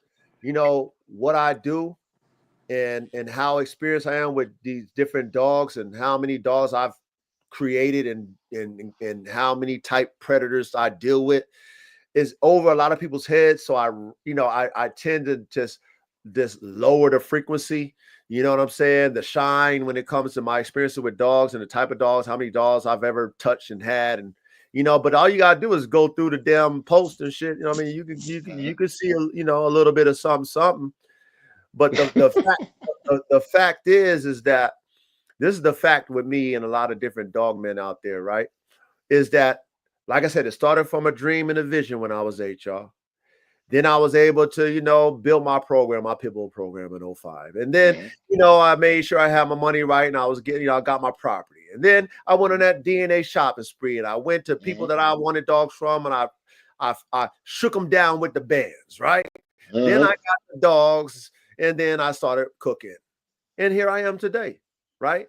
But my shit has evolved from when I first started, from the vision. Now my vision in my program is precise. and I'm nice at the dice when I roll them, right? I take them dice and I roll them motherfuckers and I be hitting. Hey, hey. That's why you see Black Hawk. That's why you see AR-15. I mean, I can go on and on and on. That's why I haven't even showed you these new Formula One Bulldogs that I'm so excited about. Mm-hmm. This is where my gift is versus everybody else. Now, if you have a gift and you can produce, you already know how we do. We're not in there with the banana saying, I don't like that shit. Over here, we like that super dogman brain, and we want everybody to come together so we can have that conglomerate of dogmen that's talented and put that super team together. Where it's like, already you got some dope shit. Already you talented, you can cook some shit. Already you showing your shit fucking buzzing and jumping out the gym. I'm fucking with you, ready? I'm fucking, you know, that's how we operating. Yep. But like I said about the fucking Bullherder shit, show me a Bullherder concept that's getting more buzz than AK. Show me. When y'all show me that shit, we just gonna salute it. We ain't gonna hate on that motherfucker or that lady or whoever it is that got the concept and they getting the buzz. We ain't gonna be like, I don't like that shit. Oh, you're getting more buzz than Chopper. I don't like that shit. No, I'm gonna salute you because guess what? We might be able to collaborate later on down the line. Facts. Yeah.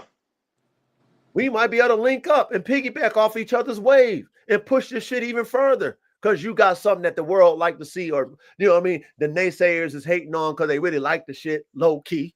So they hating on that motherfucker and they pushing that shit. Yeah, we can collaborate, right?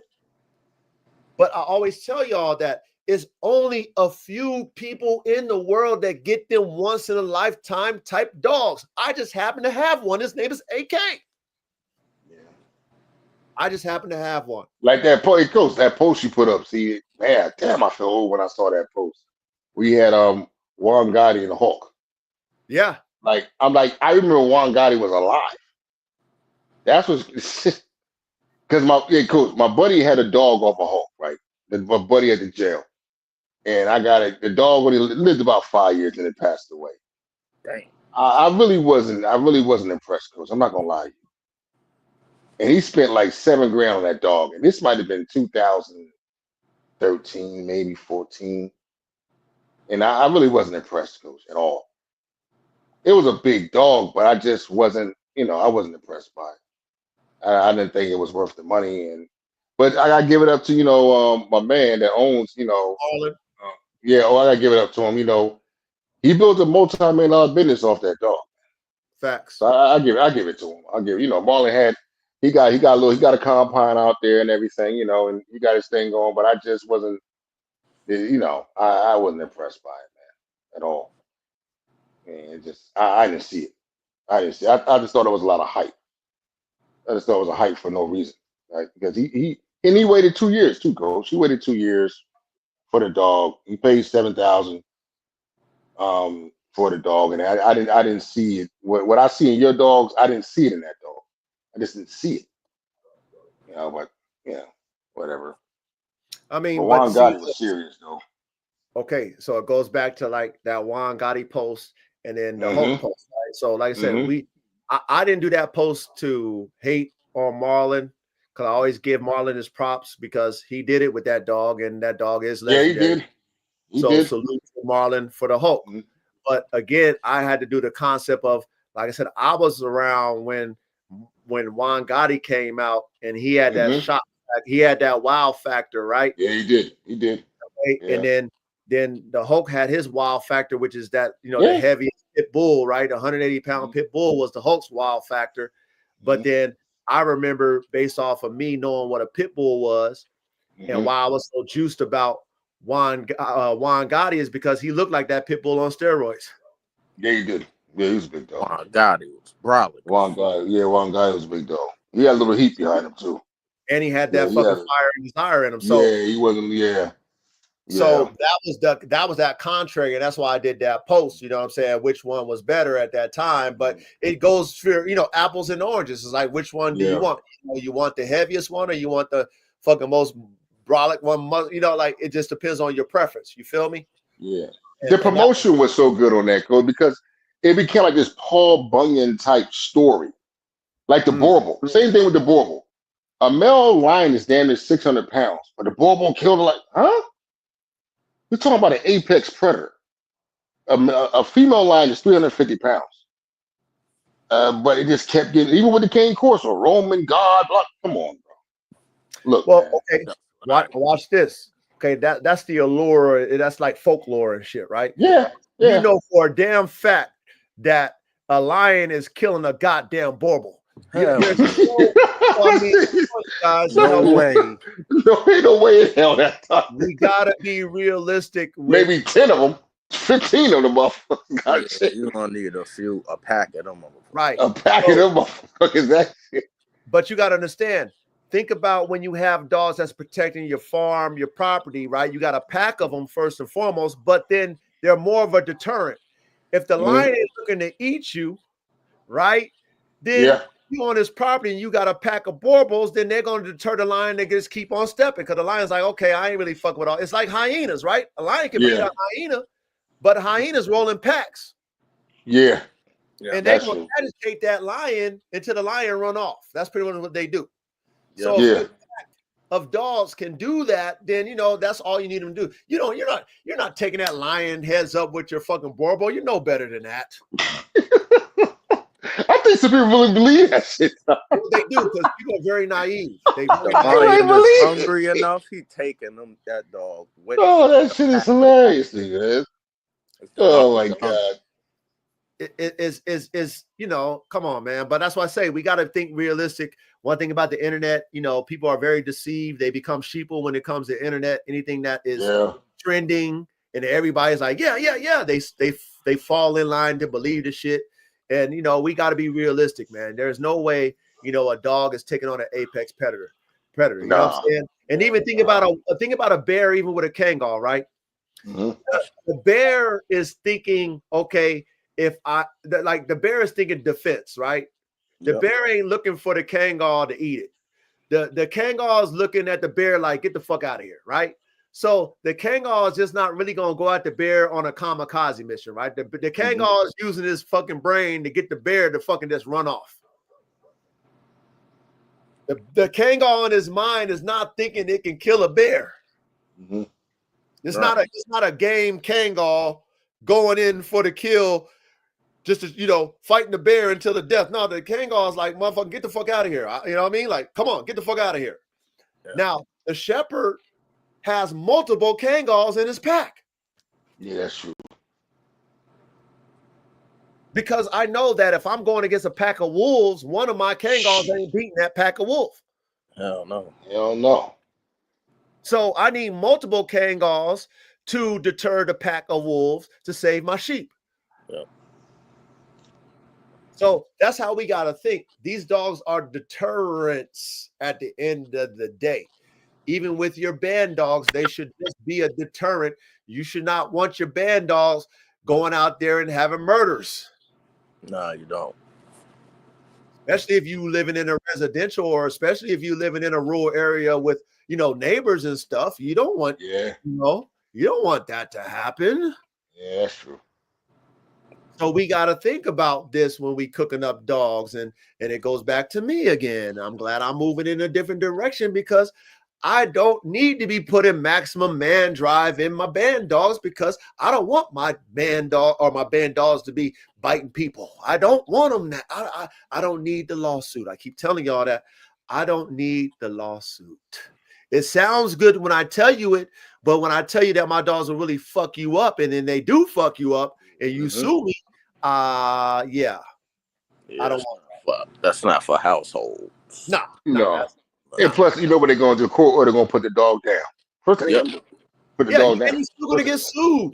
Still get sued. If the person was on your property without your permission, you still going to get sued, because that's how it works, man. That's how it works. It just is what it is. Your dog bit somebody and mauled them. Yeah, they wasn't on your property they was on your property without permission, but your dog mauled that person and caused damage. Yeah. You know, you just because your dog is a protector don't mean you can get away with that shit. You know, so that's how we got to think. We got to think these type of things. You know, it's all cool. Like I said, it's cool when it's a sport because it's just biting the sleeve. That's cool and shit. But, you know, when it really bites somebody, that's not cool. Hell no. You know, that's not cool. So there's a difference. So now back to the Bullherder. You know what I'm saying? Is it all hype? Maybe now, because it's kind of like trending a little bit. And there are people who have good programs like Bull Vision and whoever else that might have their programs who, like Stevie said, they bull herders all over the world. Yeah, all over the world. They got waiting lists 2-3 years long. People are waiting for certain breedings to come up. For certain ones. They're waiting for certain pairs to get bred. That's how deep it is with them. They're fanatics. That's official. Yeah, that's what they do. They'll wait for the breeding. Oh, you breed? Nah. 18 months, they gotta wait for it to go back in the second heat or some shit. They'll skip a heat. Now it's been 13. Like, you know what I'm saying? That's what they do. They'll wait for one breed. They invested. Oh, yeah. I see people wait 5 years for a dog. Oh, yeah. They'll tell you, we waited 5 years for this puppy. Yeah. That's how deep it is to them. It's just crazy. Hey, fellas, that's where I need to be with my DNA. Okay. AK type dogs, AK hybrids, whatever we gonna call them, Bullherder, whatever we go, AK type dogs need to go in that arena. Those type of dog men and women who want them type dogs, them K9 Mats, you know what I mean? Them type of dog men who really are experienced. Like my man, the council said, these are not for the inexperienced owners. Like, like what we said, those NDAs and those, contract for this. Those release of liabilities that need to come with those papers. They got to sign that NDA. They got to sign those when they buy these type of dogs. Oh, yeah. Yep. Sure do. Because and no one gets them too, coach. No one gets them with you, coach. No one's gonna get you all the hate when you tell them no. I'm not taking your money. Oh, you already know that's gonna happen. I already know that's gonna happen. Like, nah, bro, you don't qualify. Oh man. Oh my God. They gonna get mad. That's the shit that gets them. You're not even taking your money. That's what gets them the maddest. That's what's gonna really get them. And that's where I'm at, fellas. That's where I'm at. That's where Formula One K9s is headed. We going in that direction alone. We discontinue the pit bulls. There's no more pit bulls coming from the coach. There will be no XXL pit bull AKs coming out. That shit is discontinued. I'm done with that. Y'all can keep that. Y'all can't afford the DNA, man. I'm not saying y'all in the chat, y'all. Okay? I'm not talking about y'all in the chat. I love y'all. I'm not talking about y'all. I'm talking about those who think that they can own an AK-47 chopper without getting it straight from his ball sack from the coach. Y'all ain't getting that no more. No. I will have the DNA on there if I ever wanted this. I just want me a AK pit bull. I will have a straw. If AK is, rest in peace, ashes is back to the dirt. Matter of fact, his ashes will be in a box with me. But if his DNA ashes is with me, guess what I will always have? I'll always have that semen on ice. If I ever wanted to cook up another AK pit bull version, I'll go find me a bitch and drop that semen in that bitch's fucking womb and make me an AK. That's the only time it will come out of pit bull. Other than that, that's not happening. I'm done with that shit. Yeah. I'm done. Okay. Because it's time to, it's time to get that military money that, you know what I'm saying? I need to get that bread. You feel me? I want that shit. I want China and them motherfuckers calling me up like, yo, I done heard about your dogs. You know what I'm saying? Like, shit, what? Oh, we need those dogs over there winning medals and shit. Hey, what's America offering you? What's America offering you for that contract? We'll double that. That's what I need to hear. Yeah, we double that. I want a whole litter. I need all. That's how they do. I need all the versions of it too. You know what I'm saying? I need the Black Hawk version. I need the chopper version, right? I need all the different variances of those too, because I heard all of them do different shit. But all of them. You know what? Hey, coach, back in it, 30 years ago, because I talked to one of the Spanish poppies in LA. They had connects with dogmen that nobody even knew about. Like nobody, he was like the plug. They would go and take certain litters over there, certain females. He had some of the best dogs, and nobody even know about it. Nobody even knew where they got these dogs from. They kept it close to the vest. That's what you would have been before social media. Facts. Yeah, because everybody's not on social media that got good dogs. There's people out there that's not even online. They got dogs. Hey Steve, you like you said, they don't have to. They don't have enough dogs to even satisfy their current people that want their dogs. So why would they even be on social media? Like you said, you would call them up wanting one. They were like, yo, you don't even qualify. I won't even sell you a dog. Yeah. I don't care how much money you got. You don't even qualify for these dogs. This is military approved only. Yeah, man. Yep. Yeah. That's one thing about the government. They will waste the money. Them governments, and we're talking about, Coach, you're talking about global, not just USA. Global. Them dogs could go anywhere in the world, and they'll pay the money. They'll pay. They're going to pay the money for sure. They will pay. They will pay. They'll pay. They got the money. They'll pay. That's where my talents go. I keep telling y'all that shit, but then I mean, like, that's where my gift from God and my ability to do what I do with dogs, that's where my talent goes. It goes to, it goes to that level type shit. You know what I'm saying? And those of us who like dogs, like those of us who really like them type hardy dogs, you can handle them like a canine mat. Some of y'all might be them type of dog men who really like, yo, Coach, I need a V10, V12. Coach, I love a challenge. Give me that shit. For those of y'all, I'm fucking with y'all too. But I mean that's the only people that really can get these type of dogs. Yeah. That's like, hey, Coach, you forgot the untapped resource. You got these crazy ass cats out here that's into that bulldog and like that Lapahawk bulldog. That with that buff dog's blood, that's a super bulldog. Man, easy. But watch this. This is what I've learned about the bulldog community, right? Is that community is like very watered down. And what I mean by that is like even me coming in thinking that I can make a bully type, a high performance level bulldog is Tom Cruise Mission Impossible. Okay. Now, a lot of those guys in that American bulldog arena, they want those bully type.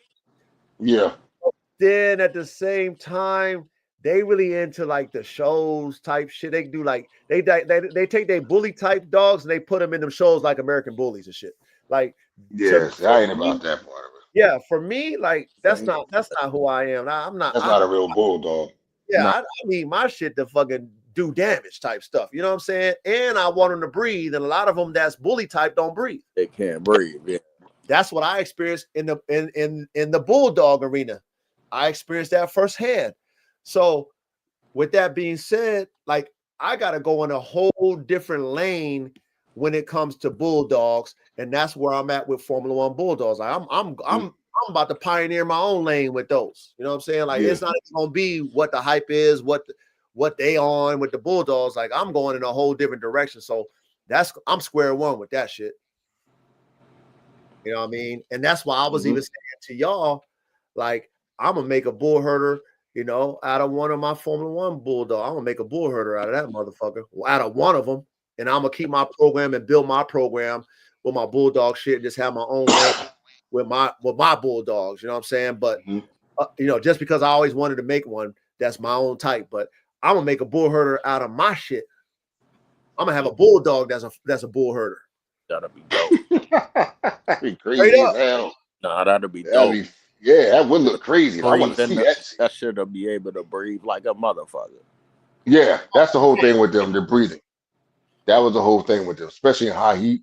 Yeah. Hey, and imagine the bill on them motherfuckers too. Oh, it's gonna be a monster. Sheesh. Yeah. It's hard to find a good bull, Coach. It's hard to find one. Because, like I said, it's okay. What are you doing with them? Are you just showing them around the ring? Yeah, that's true. Really work? You using these motherfuckers? Yeah, they don't use them. They can't. Yeah, they really not to the full. Unless you walk around the block catching or some shit, but. And then when it comes to sales, right? See, everybody want to make some money off their dogs, what I respect. But when it comes to sales, if they're not the bully type, most people ain't gonna want to spend the money on that shit. They want the freakiest looking model. Yeah, they want the biggest head, biggest bone, widest spread, biggest rears, but them dogs ain't performance bulldogs. Them dogs are just for show, like the American Bully. So it's like, okay, for me who like performance, I'm thinking I can kind of like put the performance in a bully type. No, it's not. It's genetically impossible. Wow. Like for real, it's genetically impossible. Putting that size with a fucking performance, it's like, okay, it's like taking a 750 BMW, throwing a supercharger in it, and thinking that shit's gonna handle like the coupe. Hell no. It's not going. I don't care how fast that motor is in that motherfucker. It ain't gonna handle like the coupe. It's too heavy. It's gonna overheat. Yeah. You gotta throw 3 intercoolers in that bitch just for it to stay cool. Like, you know, like these are the things that you learn when you start cooking dogs and trying to make this Frankenstein dog be what you want it to be. Like, well, fuck, you miss it. You're like, damn, I ain't get it. It's big, but it still ain't performing what I want. No, it can breathe, but you know, it ain't got the stamina that I need. Like, you know, it's gonna be an issue every time. So for me, I got to understand, okay, whatever the genetics I decide to put together produces me something that I feel, okay, is a blend of it, regardless if it's bully type or not, but it's a blend enough for it to perform, but still have that, you know, like I said, think about a Formula One race car. That motherfucker is light, but it looks mean as fuck. The reason why it looks mean and got all those flares is because of top tier engineering. That ain't no regular engineering. That ain't no production car. But think about how many years and decades it took for them to produce a fucking 200-mile-an-hour car that light. Right. That fast. With all those, you know, computers and all those sensors and all that shit. A lot of trial and error. I mean, come on, man. So for me to think I'm gonna make a bulldog that's bully type that can perform like a pit bull, I mean, that's wishful thinking. That's Tom Cruise Mission Impossible. Stop, coach. Stop doing that. Stop. Yep. You're blowing smoke. Yes, coach. Stop. You get that to happen? That shit ain't even a bulldog no more. But it won't happen. It's just not gonna happen. Because think about it. Those heavy type. Okay, so if y'all haven't checked out Vito Allure, I think Black bulldog. Not that one. Go back to his earlier ones on Battlebred and shit. Battlebred K9. He got some earlier ones. He talked about where he met. I don't know if it was Johnson, one of them damn American Bulldog guys who had the bully type. Okay, them big ass bully type that everybody was liking. Yeah, he already said what the motherfuckers was mixing. He said he's mixing Saint Bernards, Saint Bernard. Yep, Saint Bernard. Mastiffs and shit. Yep. That's how they was getting them big ass bully type bulldogs with them basketball heads. And coach, they would have, remember? Went out. Oh shit, you went out, Steve. Hold on, I got you. Hold on. There you go. Okay, he gonna come back. But listen, Vito already told the secrets, man. How they was getting them big ass dogs that we see today with them big ass spreads and big ass heads. Saint Bernard. Yeah, coach, it was Saint Bernard and all that. Yeah, it was Saint Bernard. But then he had, and coach, they would have like they would have this whole lineage of dogs, like Dick the Bruiser 1, 2, 3, 4, 5, 6 to 10, and Bo. He had a dog named Hulk. He had like a little ass house and nothing but dogs. I mean, like 1,000 square foot house. The rest all dogs. Wow, shit was crazy. Yeah, Mr. Johnson was little. He was a little eccentric. I remember he was still alive. He passed on now, man. But he was a little different. But see, okay. So listen, see, in the classroom we talk truth over here, right? So somebody, you know, Vito, he was over there on the yard. He was seeing it firsthand, right? So he saw firsthand what they was doing and how you was getting these type dogs, right? These type dogs just don't happen and just pop up for no reason. Nah, motherfuckers is cooking and mixing and matching. Now, you throwing all these Mastiff and these St. Bernards, you think you're getting performance out of that, or are you getting size? You're getting size out of that. You lacking. Hard to find a good Mastiff today. Yeah, that's all size. Okay, so then for me, being a performance type and thinking about how you put together performance cars, well, performance cars aren't heavier, they're lighter. They're lighter, yeah. Yep. Now, it might look big and mean, right? That Lamborghini might have a wide ass, offset, big fat tires on it, but that frame is light and sturdy, ain't it? Yep. So that's the art. That's the art of making dogs. See, you got to know how to put a aggressive frame on a dog that's light and sturdy and is athletic and it can do, like an AK, for example, right? I didn't make AK. I'm sure the breeder didn't know what I was going to get. And I mean, I'm just, like I said, I can only speak for AK. But even though AK's got a big frame, he's 112 pounds light though. Yeah. Right? The motor in that dog handles that 112-pound frame like it's a fucking 50-pound frame. Think about us when we used to ride our freestyle bikes back in the day. I don't know if y'all was in the freestyle bikes, GTs. Yeah, I used to mess with that. Okay, Haros. And we used to always brag about how light our bikes was. Yep. But it had the pegs and all that shit on that shit. Mm-hmm. I had that shit. Had GT Performer, Dyno, Hutch. Yeah, all that shit. Yeah. But we was able to jump higher, right? Than them Huffies and shit. We was able to jump higher and do higher Broncos because our shit was light, right? But it still looked mean and aggressive. All that shit. Yeah. That's the same way you gotta think about your dogs. A lot of people are like, oh, I want a 150-pound dog. No, you don't. No, you don't. That's not gonna be a fucking great performance dog. It's too fucking heavy. No, you don't. You don't want none of that. No, you don't. Too heavy. Now you think about a lion, you think about a tiger. Well, think about the motor that's in a fucking lion. Yeah, yeah. When the it's a little different. That's a little different. Yeah, that's different.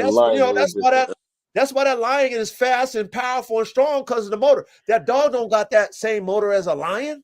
I don't know. So why need that heavy type dog if it's not gonna have that type of motor in it? Now, if you got a 150-pound dog or 180-pound dog jumping like it's 50 pounds and shit, you know what I'm saying? And goddamn it, you done changed the game then. You got a 150-pound dog running as fast as a goddamn greyhound, you done changed the game then. Yeah. But that's Mission Impossible. You know that's Mission Impossible because dogs ain't, God ain't designed dogs like that. You know what I mean? A greyhound is light on his feet, long and lanky and fast as fuck for a reason. Even think about a cheetah. Lion ain't running faster than no fucking cheetah. I don't know. But look at the body style though, right? So that's how, with the bulldogs, back to the bulldogs, that's how I had to see my bulldogs. Like, I got these bully type dogs and shit, shout out to Buff Dogs. I got my shit, shout out to me and all that shit. But it's like, bro, I gotta go in a whole different direction if I wanted to make them Formula One level type dogs. Right. I can't think bully type. I don't want them standard ones either, though. Right? I don't want the standard ones because I like my shit with some flair. Yeah. I like the spreads on the chest. I like the wide rears. You know what I mean? I like a little bit of thick neck and I like a head piece. But I gotta find a happy medium. It's not gonna be a bully type. It's gonna be a happy medium. I don't know if I'm gonna be able to produce it, but I know I can't go bully type. Because you know what? If Vito said that he been trying to do it and he ain't did it yet, who am I to think I'm gonna be able to do it? You think I got more experience than Vito do with his bulldogs? Nah. No, I don't. No. So why would I think I'm gonna be able to do the shit? If Vito done fucking spend his damn near whole dog man lifetime to do it. So anyway, long story short, with the bulldogs, I'm going in my direction with it. I'm gonna let I'm gonna let my vision morph into whatever it needs to morph into and performance first. But hopefully, I'll be able to showcase what I can do and then maybe change the whole perspective in that dog game to where, they seeing the bulldogs like the Mals and shit. That's what I want to do. I want my bulldogs to be seen like they fucking with the Malinois. Fast, big, strong, breathe, muscled out to the max. Nice widespread bone.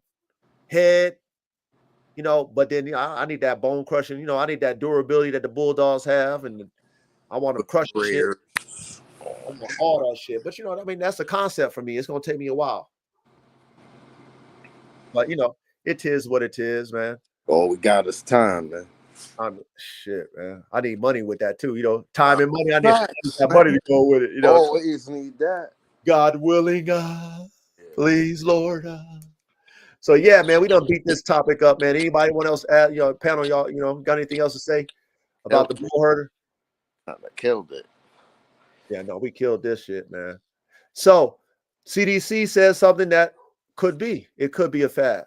He said, it could be. And I'm not knocking what you said, CDC. Trust me, this is a topic. So you're right. It could be a fad. I'm gonna try. I'm gonna try my best to see how I can do it, and I'm gonna take my talents in that arena, and hopefully I can make a stance, put my foundation there, and hopefully, make it a game changer. I got a lot of hype. I tell you that much. I definitely got a lot of hype. You know what I mean? And then I'm gonna show y'all. Shit, I might wait a couple of days, man. I'm gonna show y'all what that boy Shaka is doing on Facebook, man. I'm gonna show his analytics. Y'all gonna be like, oh damn it, man. That boy fucking man. It is what it is. When you got the dogs, they all gonna come out whether they like you or not. They're gonna come out. Yep. They will show themselves. And that's what I've proven, you know what I mean? So I just hope that you guys can take my example and you guys can be like, okay, man, coach out here trying to give back and teach and not hide nothing from you guys and try to, be transparent with how I'm thinking about shit and what I'm experiencing as a dog man. And hopefully y'all can take my example, take y'all program to a higher level, take y'all's notes, really apply, study, save you guys' money. You guys get an opportunity to get DNA. Y'all better take advantage of getting it. Apply it to your program. Be patient, okay? 10 years at least, right? 10 years at least, y'all better put in y'all program. 10 years. Minimum, man. Minimum. Before you even get anywhere close to where you want to get to. 10 years. If you ain't got 10 years to sacrifice and, lose money on your program and don't get into dogs. Stay away. Stay out of it. Just have your pet. But if you really trying to have a program, 10 years minimum.